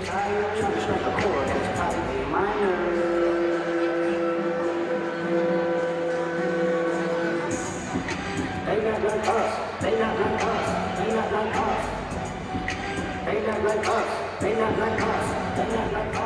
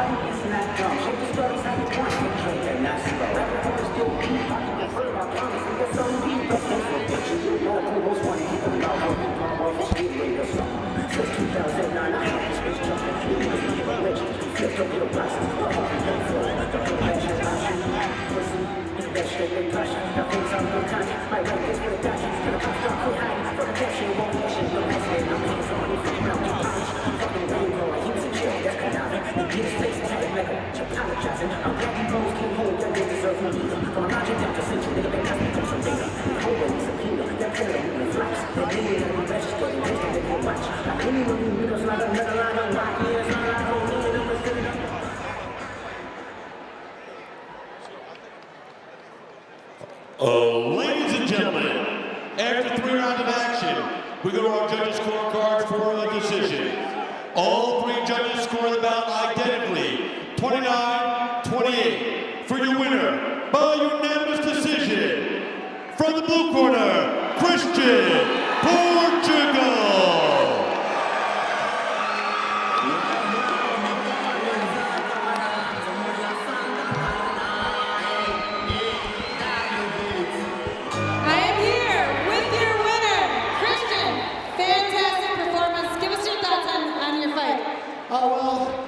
I didn't black out this one. I remember it all 3 rounds.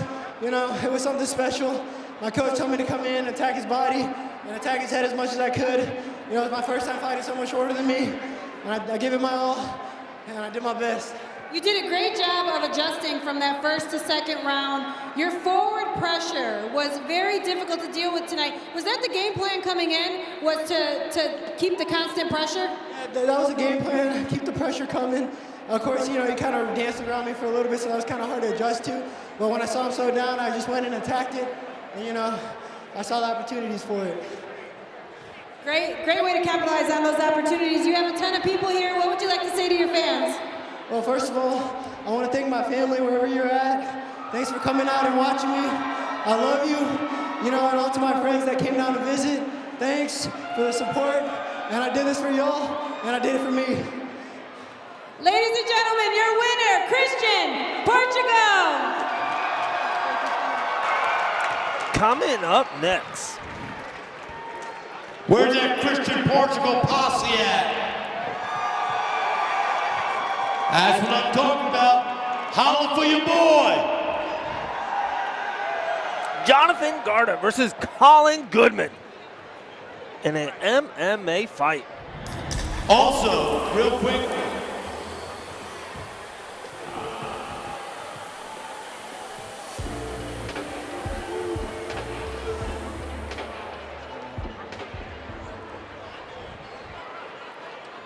I want to give a shout out to our commentary team, to everybody in the building. They don't get enough love from you guys.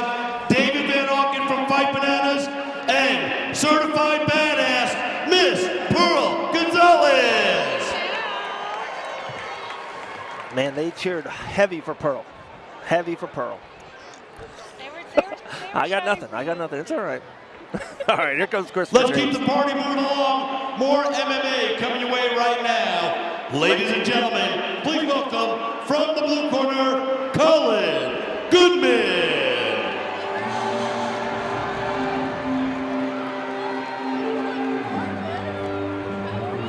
This will be a high-level fight. Both men look to turn pro in the near future. I talked to Jonathan a lot just before this fight.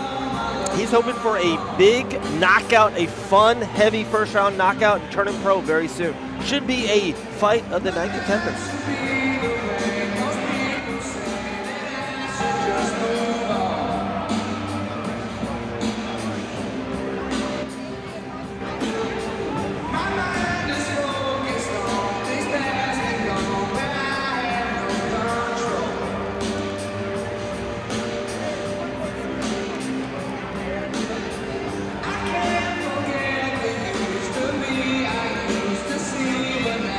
And now, real quick before I bring in our next fighter, I just want to give a shout out to Island Fights OG, game break fighter.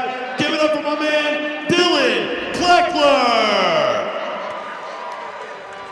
And now, please welcome from the red corner, Jonathan Godra.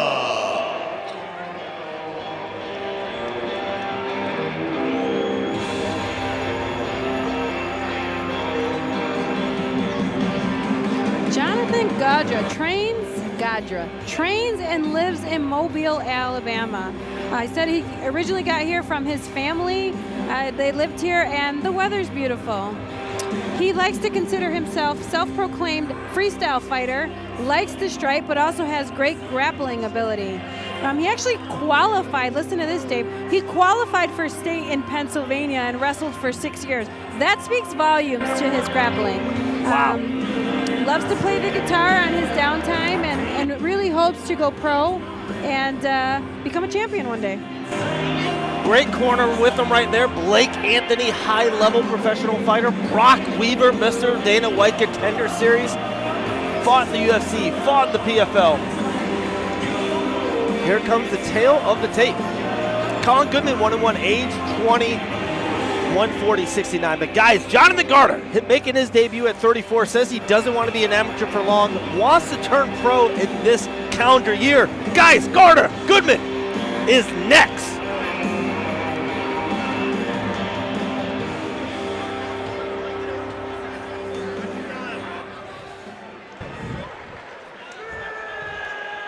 Ladies and gentlemen, Pensacola, are you having a good time?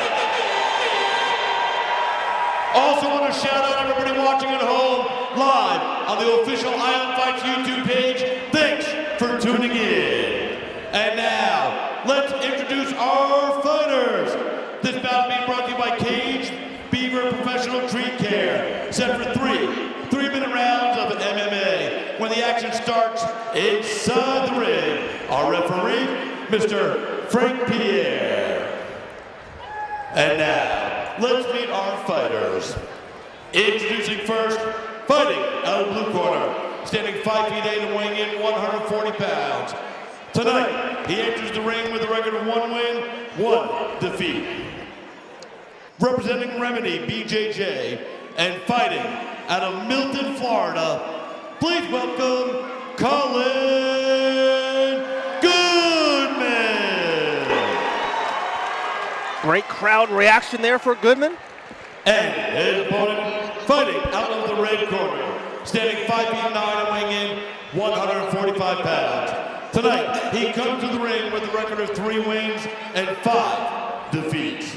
Fighting out of Mobile, Alabama, please welcome Jonathan Godra.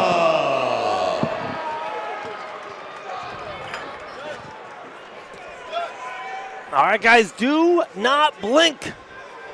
Goodman fighting out of the blue. Garter fighting out of the red. So a little side note from our matchmaker. He said that Colin works with Cam Bennett, which you mentioned, and he truly believes that Colin will be a future star. Had a great fight with another young, talented athlete here on Island Fights. Oh! Nice shot there by Goodman. The overhand left was perfectly placed.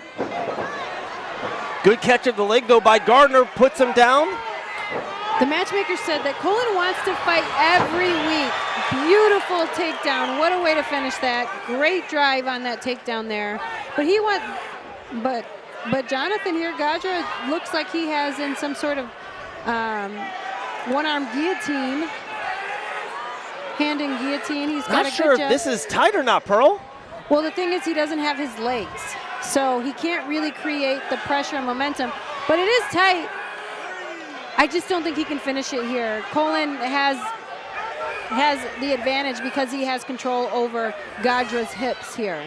He's got to deal with the hands. He's certainly striking right now. If he can lift his hips up, he can relieve some of that pressure that's coming from that guillotine, but Gadra is doing a great job of moving into a pretzel grip here. So he's lifting his elbow up, creating a different position and actually making that tighter. He just doesn't have his legs. He could be burning out his arms if he doesn't get the submission, but it's getting tight. Colin's got to just do handstand, headstand.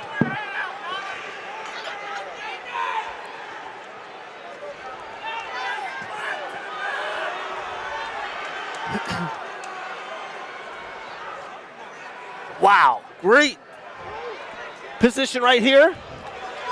Oh, the refs are going to move this. You can't. That's interesting because okay. Great call by the referee here. That was a fantastic call here. Oh, that's so tight. Don't let him roll. Whatever Colin does, he cannot let him roll him. Goodman's out. Now Goodman has Jonathan's back.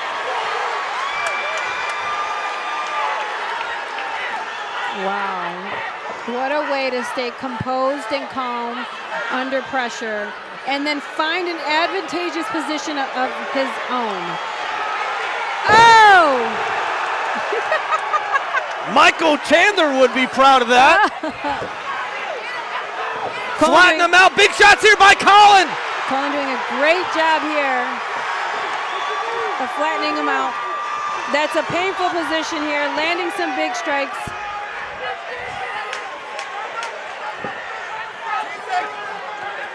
10 seconds. Gadra's tricky though. That was a really close round. He had a very good submission. If he would have was able to get a hold of his legs, that would have been a very different position.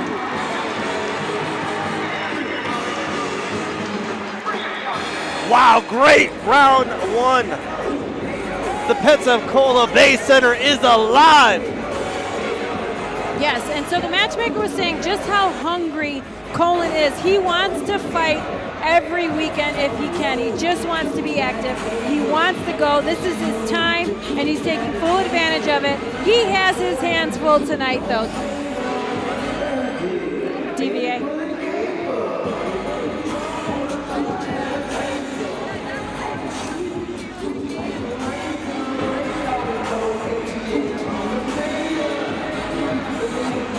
Wow, great first round. Both men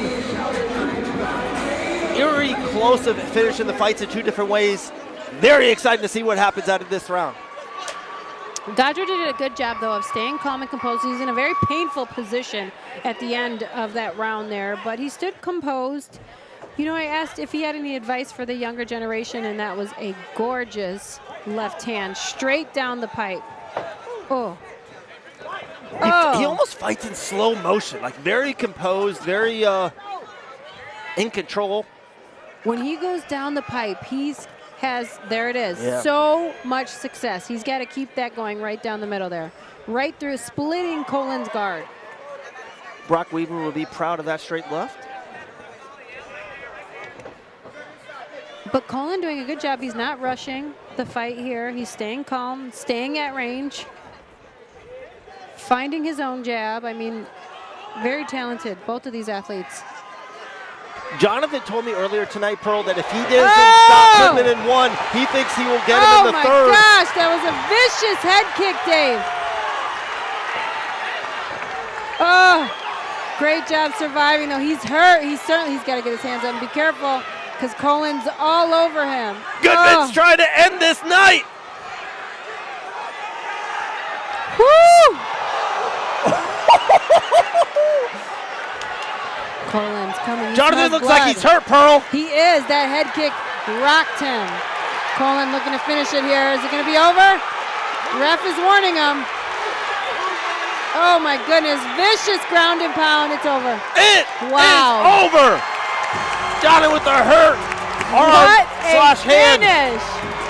Colin did a fantastic job of fishing out that head kick. The head kick is what was the start to the end here from Gadra.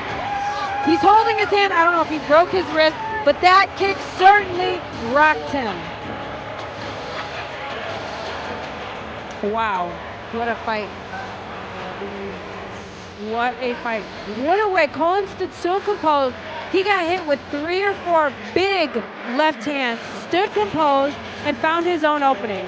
Fantastic performance. Oh, I think Gadra's hand might be broken.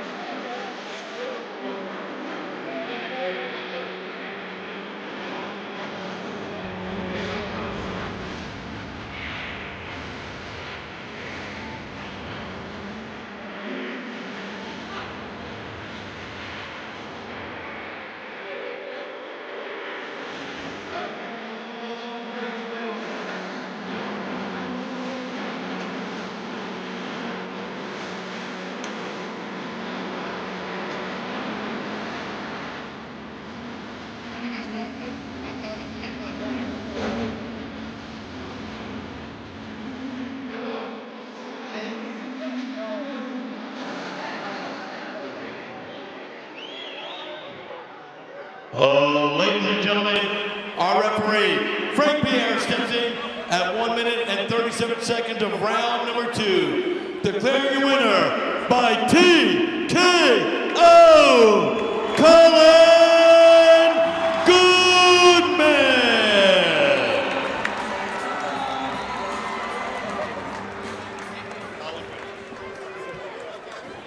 What a performance. I am here with your winner, Colin. Was that guillotine tight at all in the first round? Not at all. I just wasn't doing what my coaches were telling me. It's a little loud over here. Probably would have done some more ground pound if I would have listened to him. Got out, but it all worked out, so. Oh my God, you landed a vicious head kick. That was the start to the end. Was that the game plan coming into this fight? Yes, ma'am. Just keep it on the feet, maybe get to the ground, do what I want on the ground. I thought I had it controlled everywhere. Maybe I shouldn't have done the spin kick, I don't know. But the head kick was there all night. We love the spin kick. You are a rising star. What are your plans? How soon do you want to get back in here? I want to get back in here next weekend. I mean, I'd keep throwing this right hand every day of the week. What do you have to say to your fans that are here to support you tonight? Thank you. Ladies and gentlemen, your winner, Colin Goodman. Great fight by Colin Goodman. Keep your eyes on this prospect. Comes from a great gym. Woo! Almost lands that spinning back kick. Goodman wins at Island Fights 86 via second round TKO. 3 fights left here.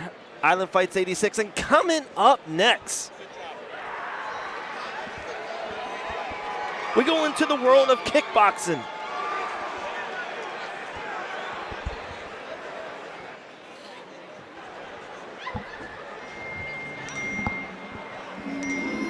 Oh.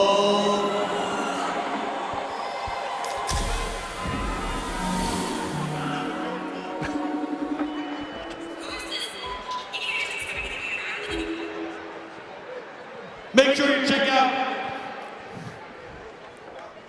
Kickback, THC infused soda, I can't say the word I want to say, but that beep is fire.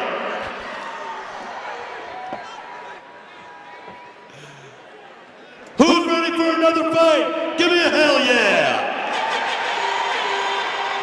Please welcome, from the blue corner, Ray Watson. Great work in there, PG. Thank you. I'm having a blast, let me tell you.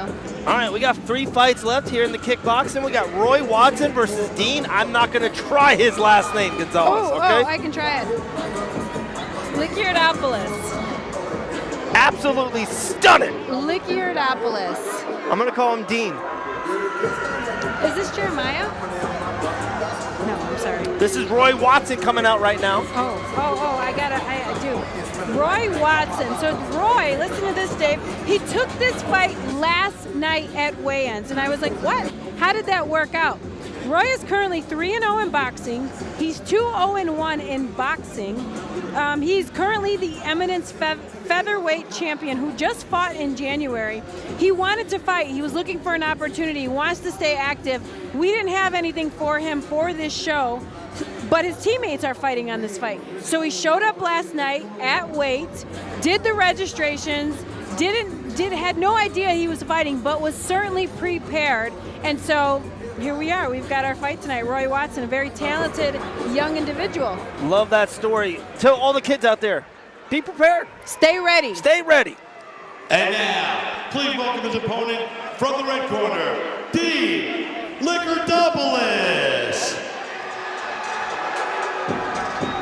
Dean Liquiardopoulos, very interesting individual from San Diego. Currently trains at Top Team Muay Thai in Gulf Breeze. He's been training for 5 years. Where he started kickboxing, Dave, was in Japan. Okay, and so he is very big. He can speak Japan first and foremost. He's currently in the military at this time, at the present moment. He's been in the Marine Corps for 10 years, plans on being a lifer. He's an aviation technician, works on F-35s. I mean, I got so much about Dean. But Dean's wife is Japanese. He's very, very passionate about the Japanese culture. He said his favorite fighter is Masaki Nori, who really brings that Japanese style to kickboxing. And that's what he hopes to show tonight, is the Japanese style kickboxing. Incredible, incredible. First of all, like always, thank him so much for his service, Absolutely. anyone. Here's the tail of the tape right here, guys. Dean is 4-1, Roy Watson 5-0. Let's go at age of 18. Weight, very similar. Reach, a 4-inch reach advantage here for Roy. This is absolutely going to be a banger. Matchmaker Devin Adams says, watch out. Roy versus Dean here in the kickboxing featured fight of the night. So moving into, I'll let the announcer do his job first. Ladies and gentlemen, it is now time for our next bout of the evening. Brought to you by Billy Clark Bail Bonds.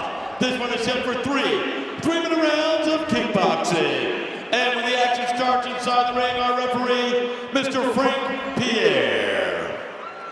And now, let's meet our kickboxers.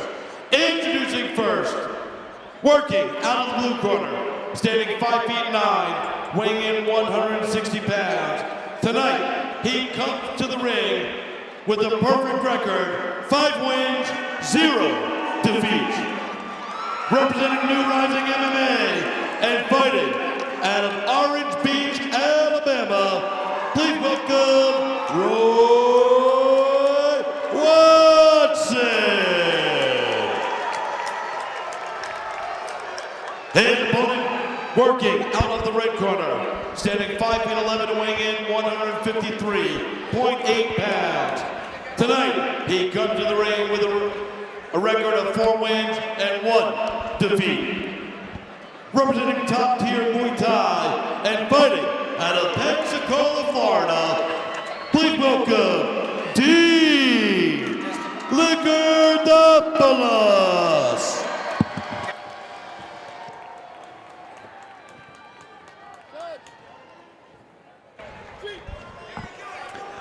All right, we have a combined record of 9-1. This is going to be high level right here. I am really interested. Whoa. Colin coming Roy forward. Watson going to work here, Pearl. Roy Watson, sorry. Roy Watson is just put like a 20-punch combination together. Oh, great body shot there by Oh. Dean. So speaking with the matchmaker, he said Dean's corner, actually coaches, they preferred this fight. They knew that this is the tougher opponent in front of him and that he'd have a bigger challenge and that he's prepared for it. Beautiful combination there from Dean. Yeah, this is high level.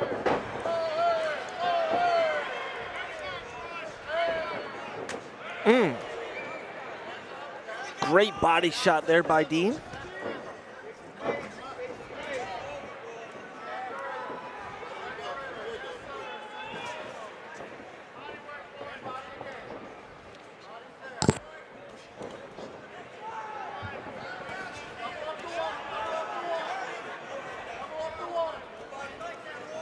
Beautiful low outside kick there by Dean.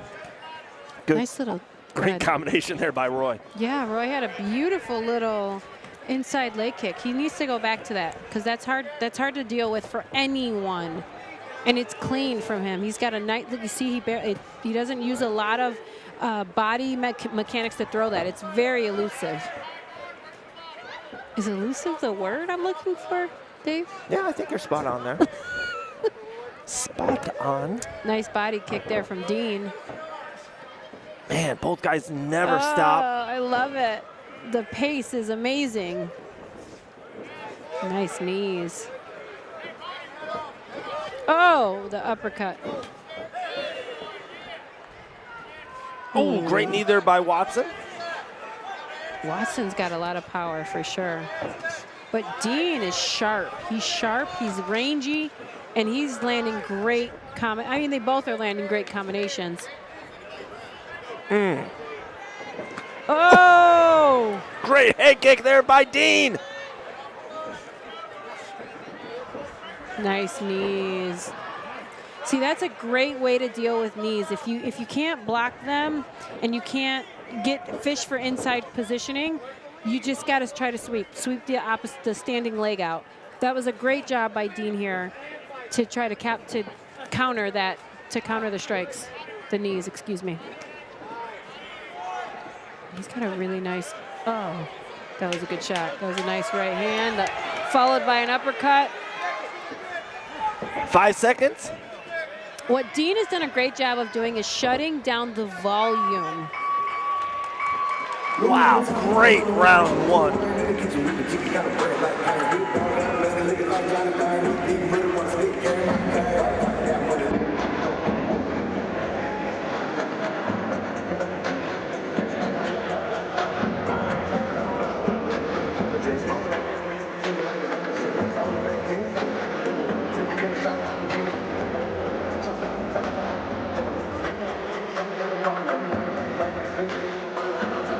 What a fun first round that was, Dave. Very high level, both gentlemen technical, both had fantastic advantages in that fight, and both are adjusting extremely well.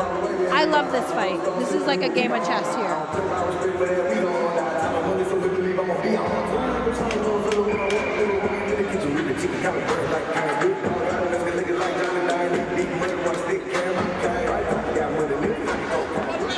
Definitely so far the best match made right here at Island Fights 86. Extremely Two high-level technical. fighters. What I love about these athletes is neither one of them are refusing to really take a step back. They're utilizing angles and movement, but they're not really leaving the fight. They're finding different entries. Beautiful sweep there from Roy. Kids on the street say, I think it's all gas, no brakes. All gas, no just brakes. throwing it out there. Love that beautiful kick there. Roy Watson. Roy having a fantastic moment right here. Oh!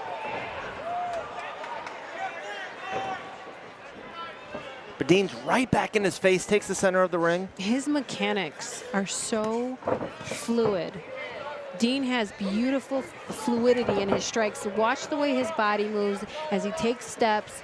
He's constantly in sync, constantly balanced. Great fluidity and technique in his striking. That sneaky outside leg kick from Dean is just tearing Roy apart. Roy's got good power. You know, he's landing some big shots here.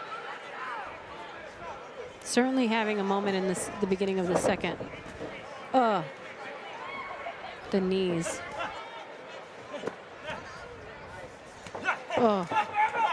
Big shot there by Dean. I like that inside leg kick. I'd like both of these gentlemen to continue to utilize that. It's so tricky. It's so hard to defend. See how beautiful that is? It doesn't take a lot of energy. Those low legs are beautiful. And one thing Roy does very well that we talked about earlier, Pearl, on the night, he puts his feet in the ground. He's like, okay, concrete feet in, I'm throwing now. Yes, he's a power puncher for sure. He likes power. But Dean is doing a good job of negating the power and dealing with the power. Right. By throwing, you know, those little inside leg kicks, those short, low leg kicks, they do a lot. They take your center from underneath you. The one thing that Roy is doing a great job is he's got Dean stuck here. He's freezing him against the ropes, wearing on him by putting his body pressure and forcing Dean to carry his body weight. That's what Dean needs to do. He needs to get back to his range, get back to his long Big punches. knees right there by Dean. Followed by a beautiful body kick. Oh, okay, suplex.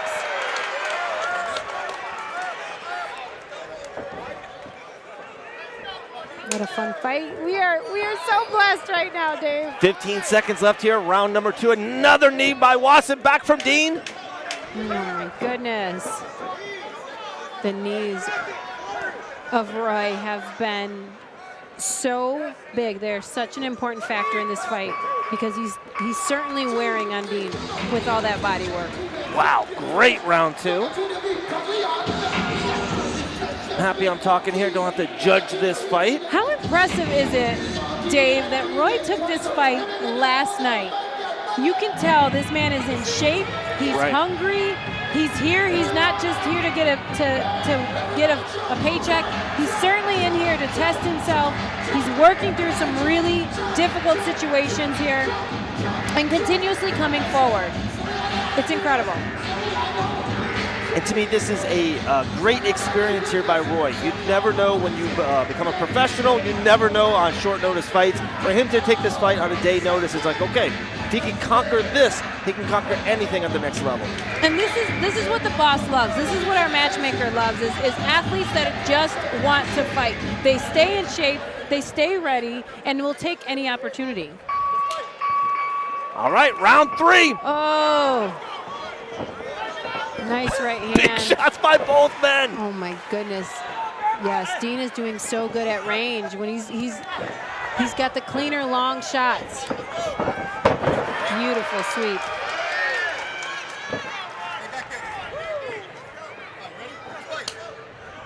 Roy continuing that forward pressure with those beautiful knees. Oh. Dean with great body work there. He's in the body shop right now. Working.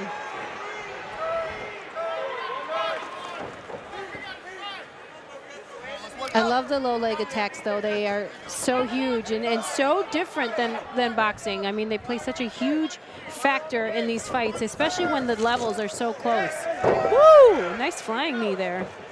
Fancy. And you certainly can't tell right here that Dean is a full-time Marine in the military. It works on F-35s. Like, what an incredible story. And you can tell he's in shape. You can tell he's very dedicated and committed to his craft. Yeah, incredible showing by both men. That uppercut. He threw that thing to Mars.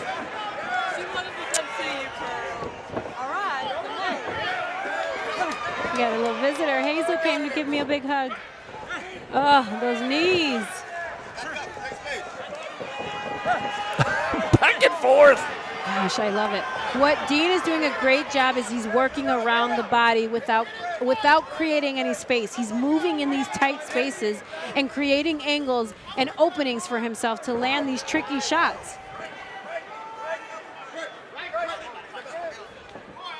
break there from the referee. A minute left of this great Muay Thai fight. Nice check hook there. Yes, Roy needs to get back to those low leg attacks. Oh, great low legs from Dean, though. He heard me. Dude, insane. Oh, beautiful knee there, landed by Dean.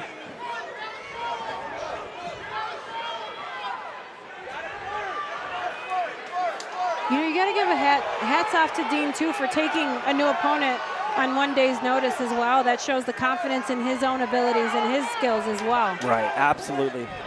Oh, the knees. The knees have been such a big factor. And that's what it is in Muay Thai. The knees play such a huge role, especially in Thailand. They held the most amount of points in Thailand. They're very, very regarded. Or is that the word? I guess. Great fight. Jeez. Both men. What a fight. That was fun. We certainly learned a thing or two, Dave. Oh, I love it. The respect between these two athletes that just went to war.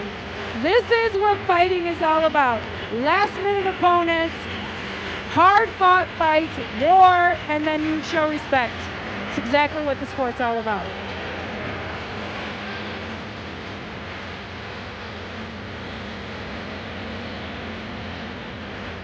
I'm sorry, but I would not want to be a judge for this one. Yeah, absolutely not. That's what we get paid the big bucks to talk about, all right?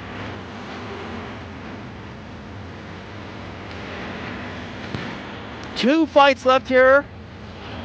We go for MMA next for the middleweight amateur championship, and then we get into a boxing main event. Here's some of the highlights right now. Nice shots there by Dean. Just back and forth. This was just a fight for the whole time. Head kick opportunity into a trip there by Dean. Great knees. Look at the body work by both men there. Nice uppercut there by Dean. Great fight.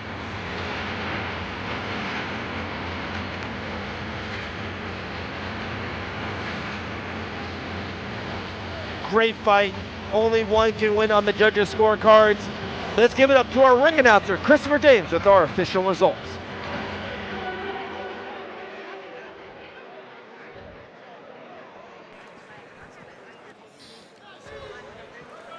Ladies and gentlemen, how about a round of applause for these young men? What a fight! Thank you, gentlemen, for entertaining us. After 3 rounds of action, we go to our judges' scorecard for a decision. The judges scored 29-28, 29-28, and 30-27 for your winner by unanimous decision. From the red corner, Dean Lickardopoulos.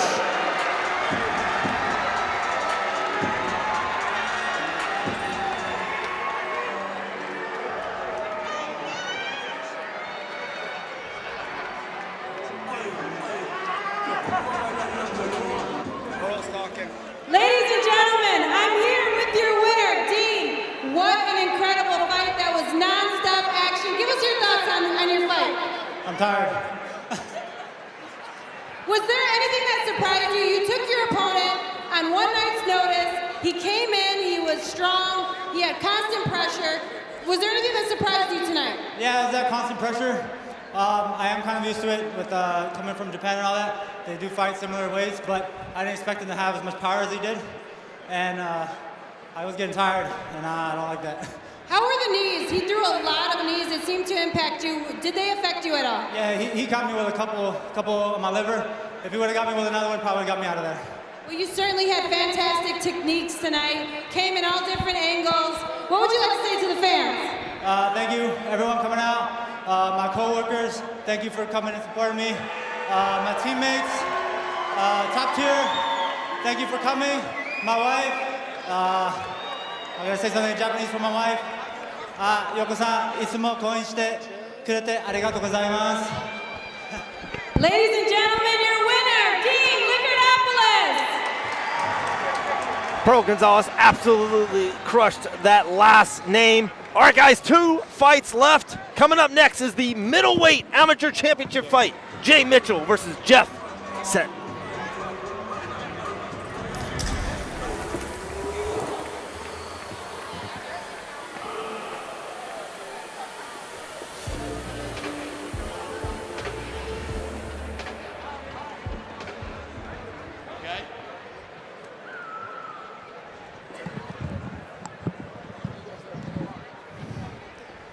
All right, boys and girls, before we bring out our co-main event of the evening, I got a quick message from our referee, Larry Downs Jr. Holy shit. He said I couldn't say shit. Sounds like our Commissioner Dingleberry. All right, hey, real quick, I don't know if everybody knows this or not, but Tuesday, January 28th, we have a special election. The only thing that's on the ballot here locally and in a 4-county area is District 1 Congressman seat is up for election because Matt Gaetz stepped down. But keep this in mind. There's going to be 10 on the card. You hear that? There's going to be 10 on the fight card. There's going to be 10 on the Republican primary. So, Gene Valentino is on that card. He's on the ballot. If y'all would elect Gino Valentino, he's a good friend of mine, and he said that I will be able to take my camera and my highlighter and go to Congress, go through the halls. I'll be able to talk to Cassius, AOC, all of them. I'll say, hey, how many of those COVID shots did y'all get? Tell me the truth. And then I'll be able to go through all of the documents. So y'all please help Gene Valentino go to Congress so I can go to Congress. Thank y'all much. Thank you, Dean Toole, Ryan Toole, thank y'all.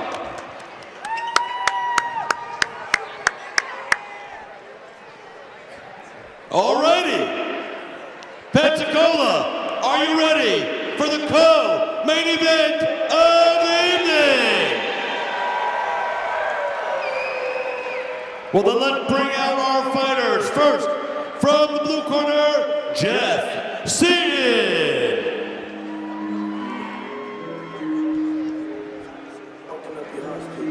Pearl, one thing I love that Island Fights does, they don't just give out championship belts like cookies, to every award, every fighter that wins. They are very, very, cutthroat with giving out championships. These both men deserve a championship fight. Jay Mitchell, Jeff Seton. So actually, Dave, this is a rematch. Both gentlemen competed before. Jay won via split decision the first time.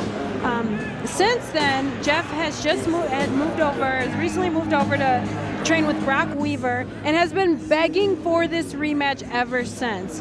Aside from fighting, though, Jeff is an Army recruiter, currently serving in the military, and has been looking forward to this fight. He wants this fight. He's made a ton of progress in his skills, and he wants to prove himself tonight. I love that. Love that. Again, thank him so much for his service. Nothing like revenge. Nothing like revenge will get you up early in the morning. I love that. I love that. I'm a wordsmith, Pearl. That's what I do. All right, but Jay Mitchell has fought so many times under this banner, short notice fights, high level fights. Jay Mitchell's fighting for his first ever championship opportunity. Mitchell setting for the middleweight amateur Island Fights Championship. And talking to the matchmakers, they have this one jotted down as fight of the night. He said someone is going to sleep tonight. And now, please welcome his opponent from the red corner, Jay Mitchell.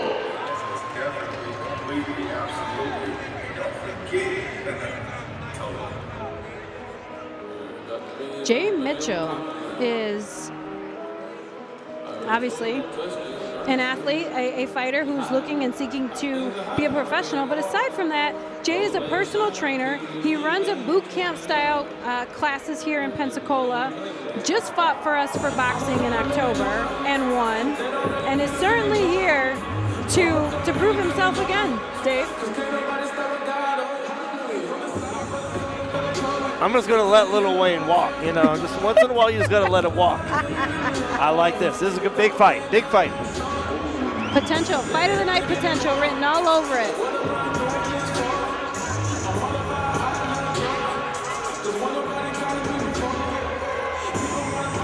I love it. I love it. So as Jeff makes his way, or excuse me, as Jay makes his way, Jeff is looking right at him, smiling and laughing. You gotta love it. That's how you know it's going to be a good fight. When you are in the moment, I don't know if you've ever felt it, but being in the moment, having these emotions, real emotions against your opponent, you guys are talking trash to each other, going back and forth. Like, it is the best feeling in the world, Dave. I love it. There ain't nothing like it. You don't get this in baseball. You don't get this in basketball or football. This is a one-on-one fight. Bro, I'm not drinking that in that drink. All right, I'm not drinking that drink. Man, big-time fight. Big-time fight. Co-main event for the middleweight amateur championship here at Island Fights. Here comes the tail of the tape. Very similar in age, similar in height and reach, weight on par. But Jay Mitchell, 12-fight veteran experience. Jeff, though, has never tasted defeat. 3-0 here in the Island Fights banner. This is going to be awesome. This is going to be good. I love it. Let's go.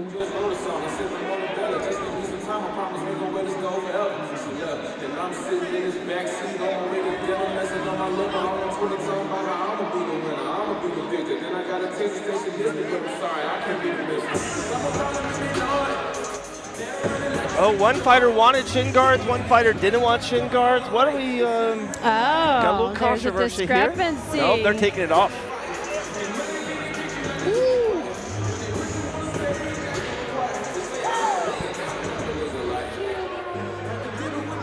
I guess it's no shin guards.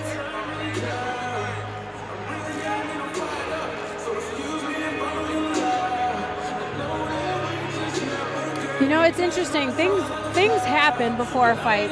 Sometimes the nails, anything can happen right before a fight. The ability to stay locked in is extremely difficult, but it is a must. And it looks to me like Jay is locked in.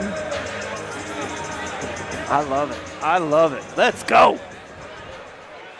Here's Christopher James with the official announcements. Ladies and gentlemen, this is your co-main event of the evening. And this one is for the Island Fights Middleweight Championship.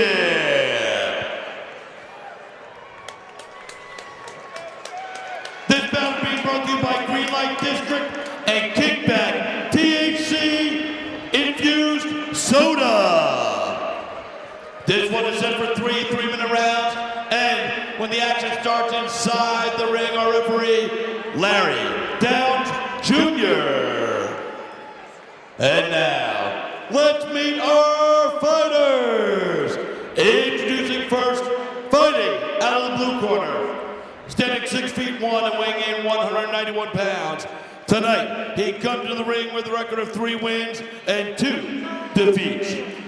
Representing Brock Weaver Boxing and fighting out of Mobile, Alabama, please welcome Jeff Seaton.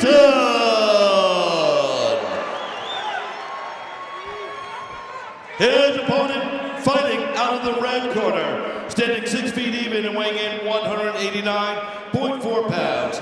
Tonight, he comes to the ring with a record of 7 wins and 5 defeats.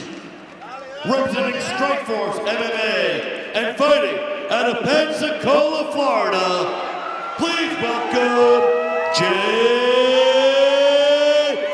Mitchell. Fighters to the center for final instruction from referee Larry Downs Jr. All right, y'all listen to my instructions at all times. If I tell you to stop, you stop, hold your position. Protect yourself at all times. Good luck, gentlemen. Touch them up.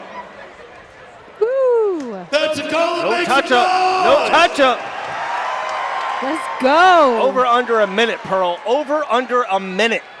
The matchmaker said someone is going to sleep in this fight.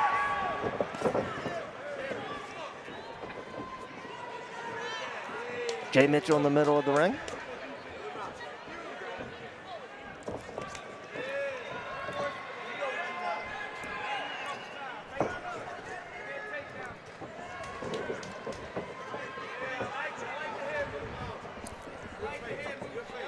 Jay Mitchell, they're both feeling each other out. I think they both respect their opponent so much in this fight.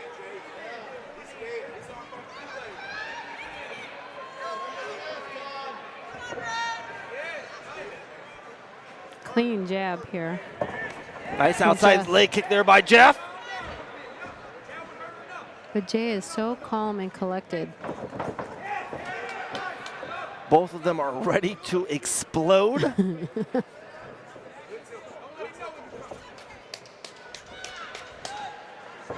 I like the feints that Jay's throwing. Excuse me, Jeff is throwing. He's got nice feints, nice movement. Oh! Big time outside leg kick there by Jeff. Beautiful low leg, but it was answered by Jay with the beautiful little spinning back fist there. That's a great little counter to that low leg kick because you kind of want to move with the momentum, and why not just swing around, turn around.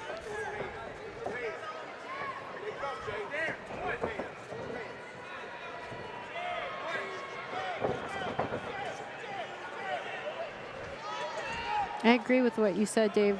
Both men certainly have a lot of respect for each other. They both have felt each other's power before. They've been inside of the ring before. Beautiful leg kick there, though, by Jay. Big punches getting thrown. Jeff had Jay in his in the corner, had him trapped a little bit, let him out. Big outside leg kick again by Jeff. That's the second big low leg kick landed by Jeff.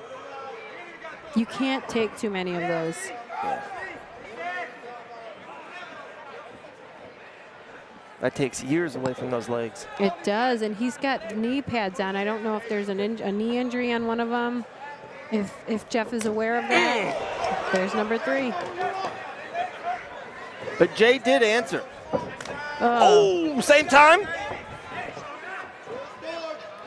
We have 30 seconds left here of round number 1, so it was the over on the minute. And when you hit shin to shin with each other, It's the horrible. sting, It's horrible. it can radiate for a couple minutes. It depends on how focused you are on that, or if you just. Big overhead right! Jeff knocks out Shadow Realm Ignite! Oh my goodness! Wow! Wow. What a shot. The matchmakers called it. They called it. Holy! Woo! Oh my goodness. Brock Weaver's going bananas inside that ring. The champion Jeff Matchmaker said just came it. over here to let me know. He told me that this was going to happen, and it certainly did. Wow, look at that shot. Overhand right landed perfectly. My goodness. The second shot was uncalled for, but you're in the moment. Jeff had his moment. Certainly landed that one-hit wonder. And then That replay is insane by Jeff Sutton. my goodness.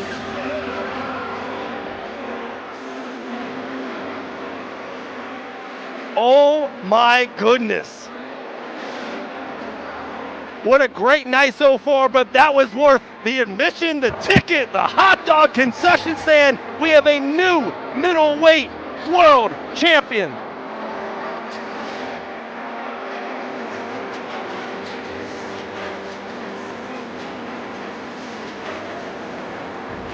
I've been standing up ever since. I've been standing.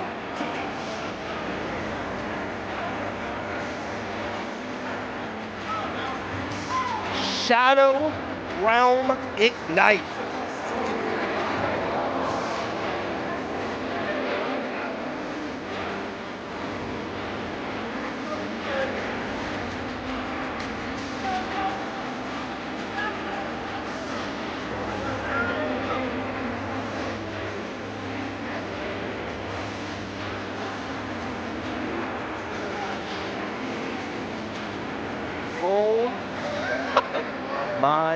goodness. This is a kill or be killed sport. Insane. Insane.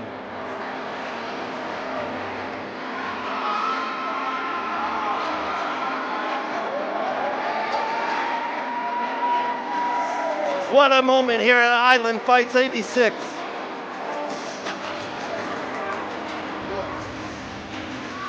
Hey, real quick, cut that music over just a second. I just wanted to say something special.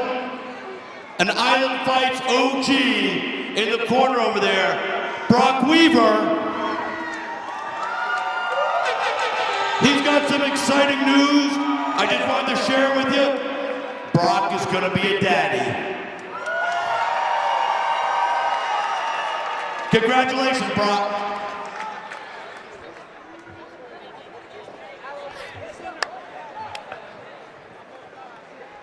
All right, here's Christopher James with the official announcement.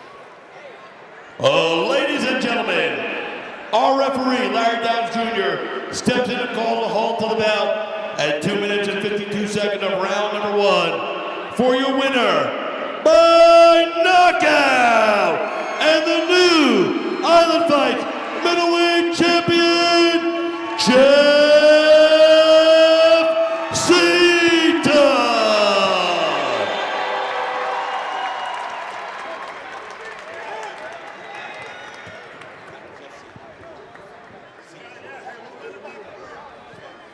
Ladies and gentlemen, I'm here with your winner, Jeff Seaton. You just landed a grand slam.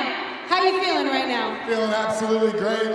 Plan went according to plan. Yeah, you know, that was a game plan, was come in here, be calm, be cool, land a big shot when we got the chance. So one thing, I got to shout out A&J Roofing out of Mobile, Alabama. Best roofs around. Holla at your boy over there, Dustin. What an incredible performance. This is a rematch here. How big and important was this fight for you tonight? I mean, this is all I've been dreaming about day in and day out, working with Brock and Blake in the gym. I mean, if I wouldn't have came up with this belt today, I don't know where I'd be at right now. I'm pretty happy, but we're only going up from here. Certainly only going up from here. You are the champion. How soon are you looking to defend your title? Who wants it? Whoever wants it, come get it, baby. Ladies and gentlemen, your new champion, Jeff Seaton.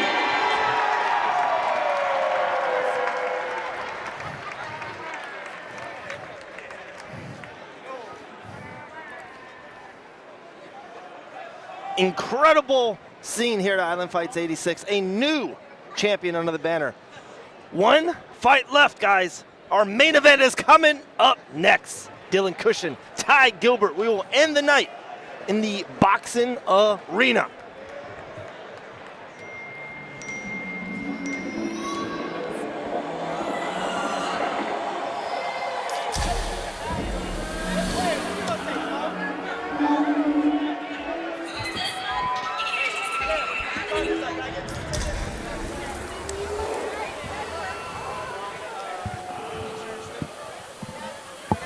Ladies and gentlemen.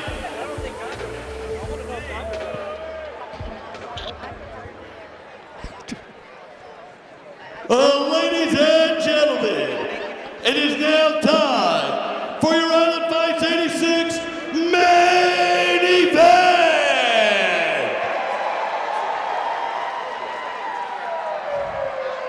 We have a boxing match coming your way, so please welcome first from the blue corner, Ty Gilbert.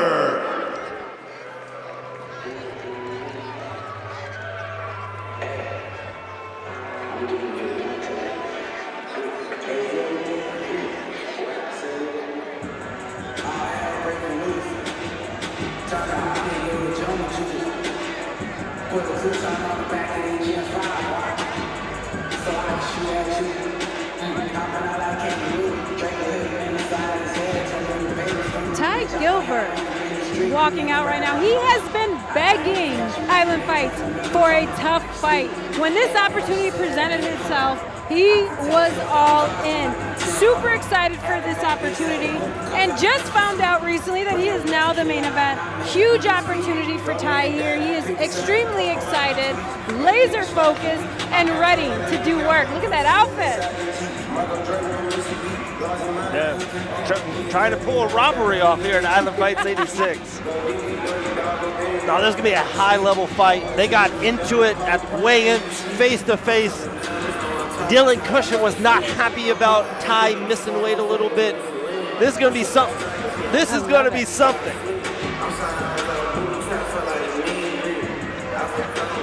And now, please welcome his opponent, fighting from the red corner, Dylan Cushion.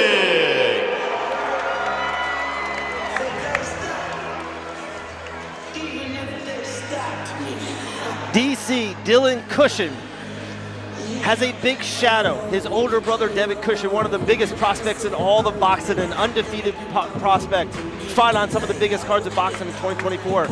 But tonight, can Dylan Cushion jump out of that shadow? Can he put his own feet into the ground and says, I am here, I am now the new face of the boxing scene of Island Fights? Absolutely. When I talked to Dylan earlier today, you mentioned his brother. Big shout out to Devin Cushion, and an extremely talented boxer working his way through the rankings. And speaking with Dylan, he has been training since he was 11 years old. He's been in this sport watching his brother, coming up along him. I personally have had the opportunity to train alongside these two brothers here. And, I asked, what about this fight? What challenges have presented from this particular fight? And he said, my opponent has a longer reach. I really need to utilize my lateral movement, and made a key note here. I cannot step straight back. I have to move in angles. I have to move around the body without taking steps back. He's worked really hard on his jab, and his up flick is what he called it. Nice little jab from his hip. Staying set and balanced in his feet, staying tight in his stance, and really utilizing his combinations and moving after. And now, Pensacola Bay Center, make some noise!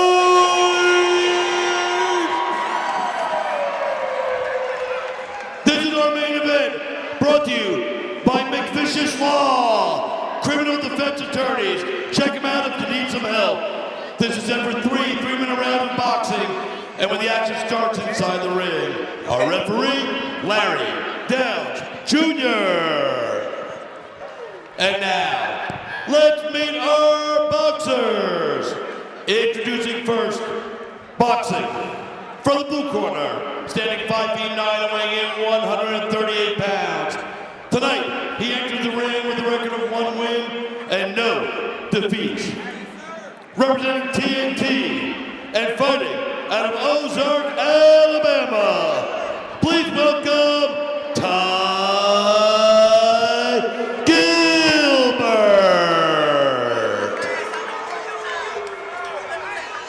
His opponent, boxing from the red corner, standing 5 feet 6, weighing in 134.5 pounds. Tonight, he enters the ring with a perfect record, 2 wins and no defeats. Representing Roy Jones Senior Boxing and fighting out of Pensacola, Florida, please welcome Dylan Cushion. Fighters, boxers to the center. Boxers to the center. All right, y'all listen to my instructions at all times. If I say stop, you stop. If I say box, you box. If I say break, break, all right? All right, y'all not listening. All right, let's go. Pensacola, here we go! Wow, main event feel right now, Island Fights 86. Gilbert out of the blue, Cushion out of the red, and we are off. Cushion pops that jab off.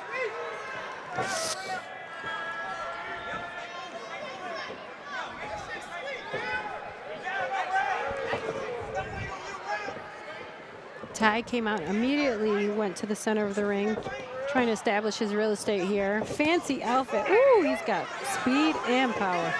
Cushion, good movement. Good movement here from Cushing.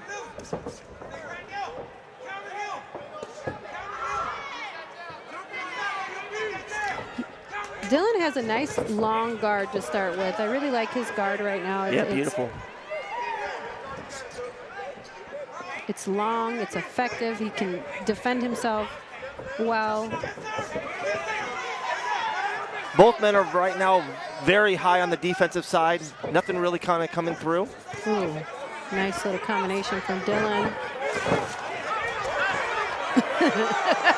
They've been talking to each other since yesterday, going back and forth. You can tell these two got bad blood. And these are the fights we love. Oh, nice combination from Dylan here.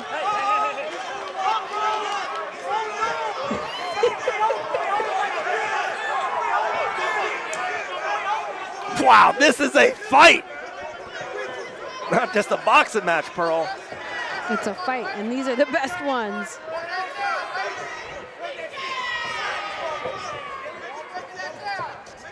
Cushion's on that jab. Ooh. Nice combo there by Cushion. Nice job from Ty, though, to hit a little pivot in there inside. Stood tight in his stance.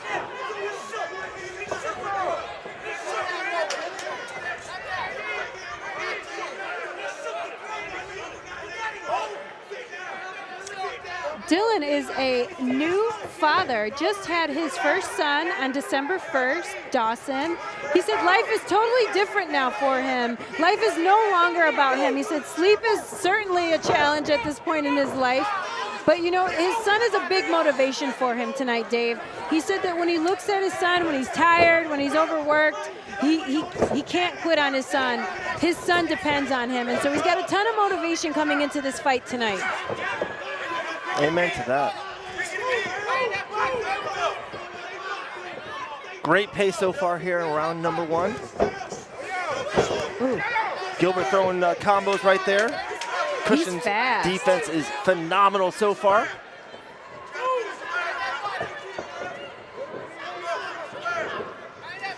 Great footwork there by Cushion. Round 1's in the books. Both athletes had fantastic footwork to start this fight out. Both utilized pivots, lateral movement, as they both talked about. This is definitely a very evenly matched level here. Let's see who makes the better adjustments as the fight goes on. Pearl, did you fight better when you were composed, when you were maybe having fun and rhythm, or did you fight better when you had a little bit of anger in your fight? Because it seems like both fighters right now are angry. They're fighting a different fight right now.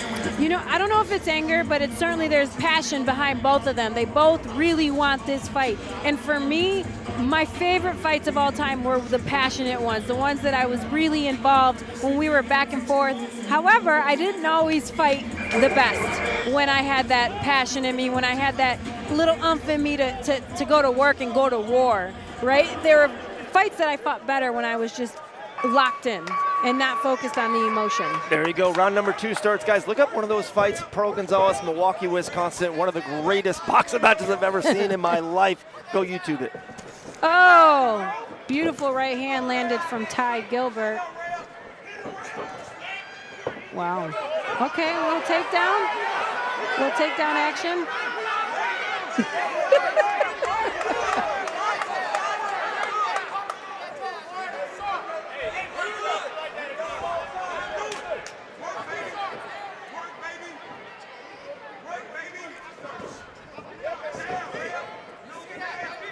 I wish this was a 12-round fight. Oh.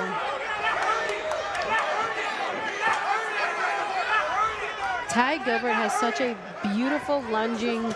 Oh. Ooh. Big shots here. Beautiful work. Cushion here. doing body work. Overhand right. Oh, the tight work in here. They're in the booth. Both having great moments. Ty has such a beautiful leading in jab and right hand. Oh. The big body shots here by Cushion. Wow.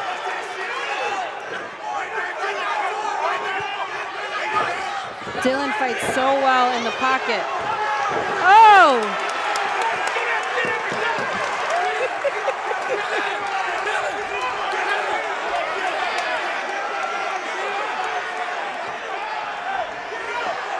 Oh. So Ty is holding on to his foot here. I don't know what happened in there. That's the difficult thing. Let's see, can he get up? Uh-oh. That's the issue with the grappling and the shoes. The shoes, they hold your ankles. They're so supportive and they keep your feet locked in. It's very easy to twist and sprain your ankles. No, we cannot see this fight end this way. Let's see.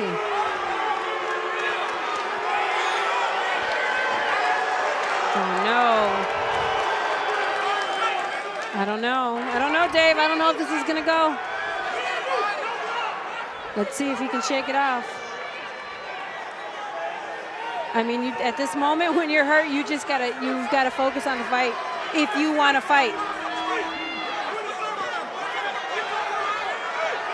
Let's see. He looks to be recovering.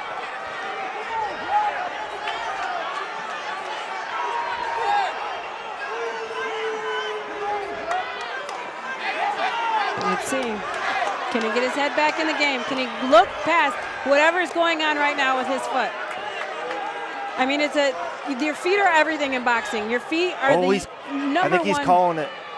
Offense. Your feet are everything. So if he can look past this, in which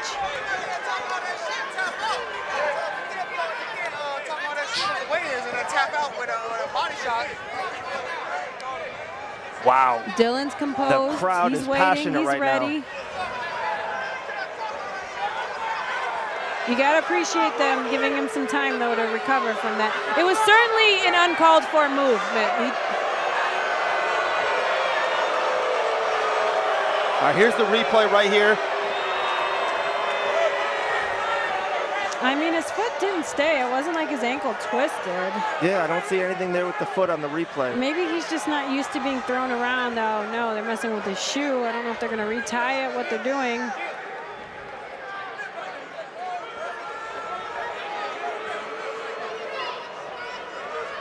Can we see that replay one more time?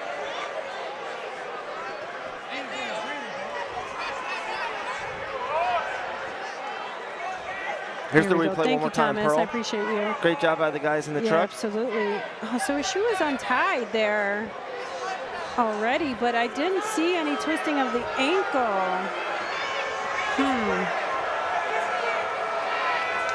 I'll tell you what, it's a nice little rest and a reset for both of these athletes. Let's see how this plays out. We're back to Wow, work. we are going to go back. Oh, the crowd's got to love this. The anticipation. Oh! See, they're grappling. Oh, you love it. You This is not even a boxing match anymore, Pearl. No, they're fighting. Oh! Gilbert is leaning in. Oh, God. I don't know. It's over. And he calls it.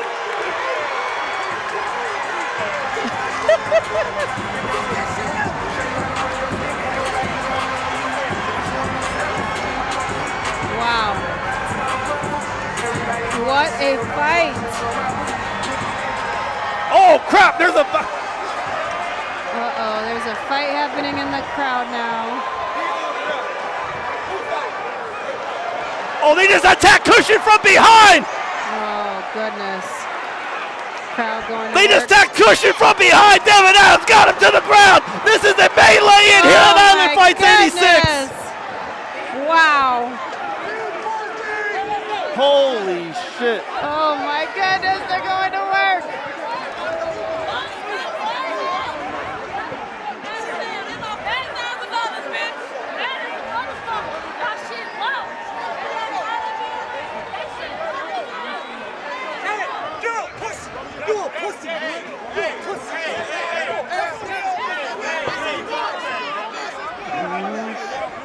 Wow. What What a scene right now at Island Fights 86. This is what happens. We're passionate, man. The sport, we're all passionate. We're all athletes. We're all fighters at heart, though. So this is certainly not the first and will not be the last time something like this happens.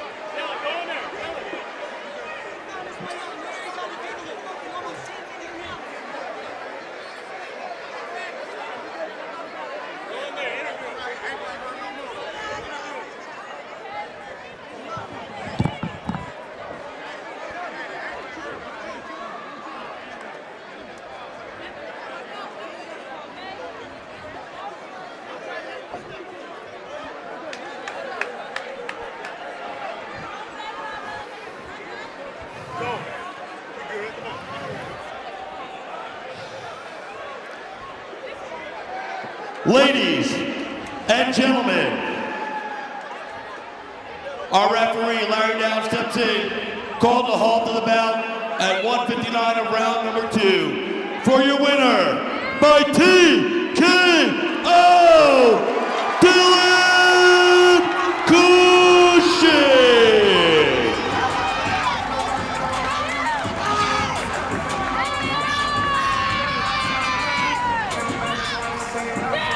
Ladies and gentlemen, I'm here with your winner, Dylan. Dylan, there's a lot of emotions happening. Give us your take on what happened in the fight.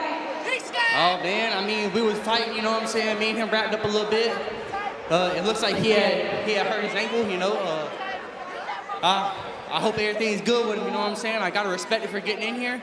There's been a lot of trash talk, you know what I'm saying? But at the end of the day, we're both two athletes, you know. Man, we just both trying to get better, you know what I'm saying? I give my respect to him getting in here. I hope he's all right, but shit, if they feel some type of way, we can always run it back. I am not hard to find, I promise you that. I am not hard to find. I'm not hard to get a hold of. 850 in the motherfucking house. Y'all know how this shit get. Y'all know how this shit get. You know what I'm saying? Them boys just looking for a way out, man. Come on now. We really like that shit, you know? It is what it is, though. I hope he's all right, you know? There's a lot of emotions in here. What was said between you two as the fight was going on? What were you guys talking about?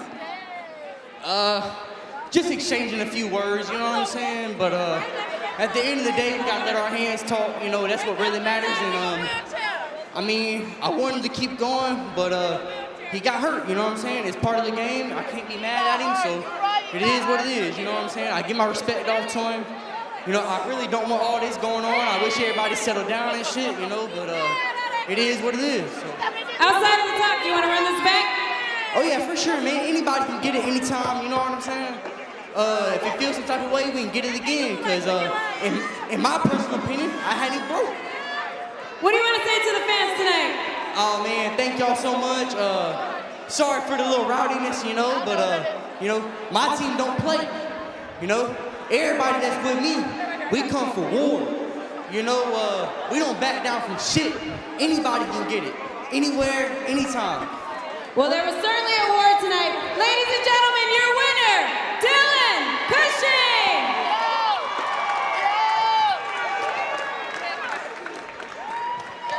Ladies and gentlemen, thank you for joining us tonight for Island Fights 86 here at the Pensacola Bay Center.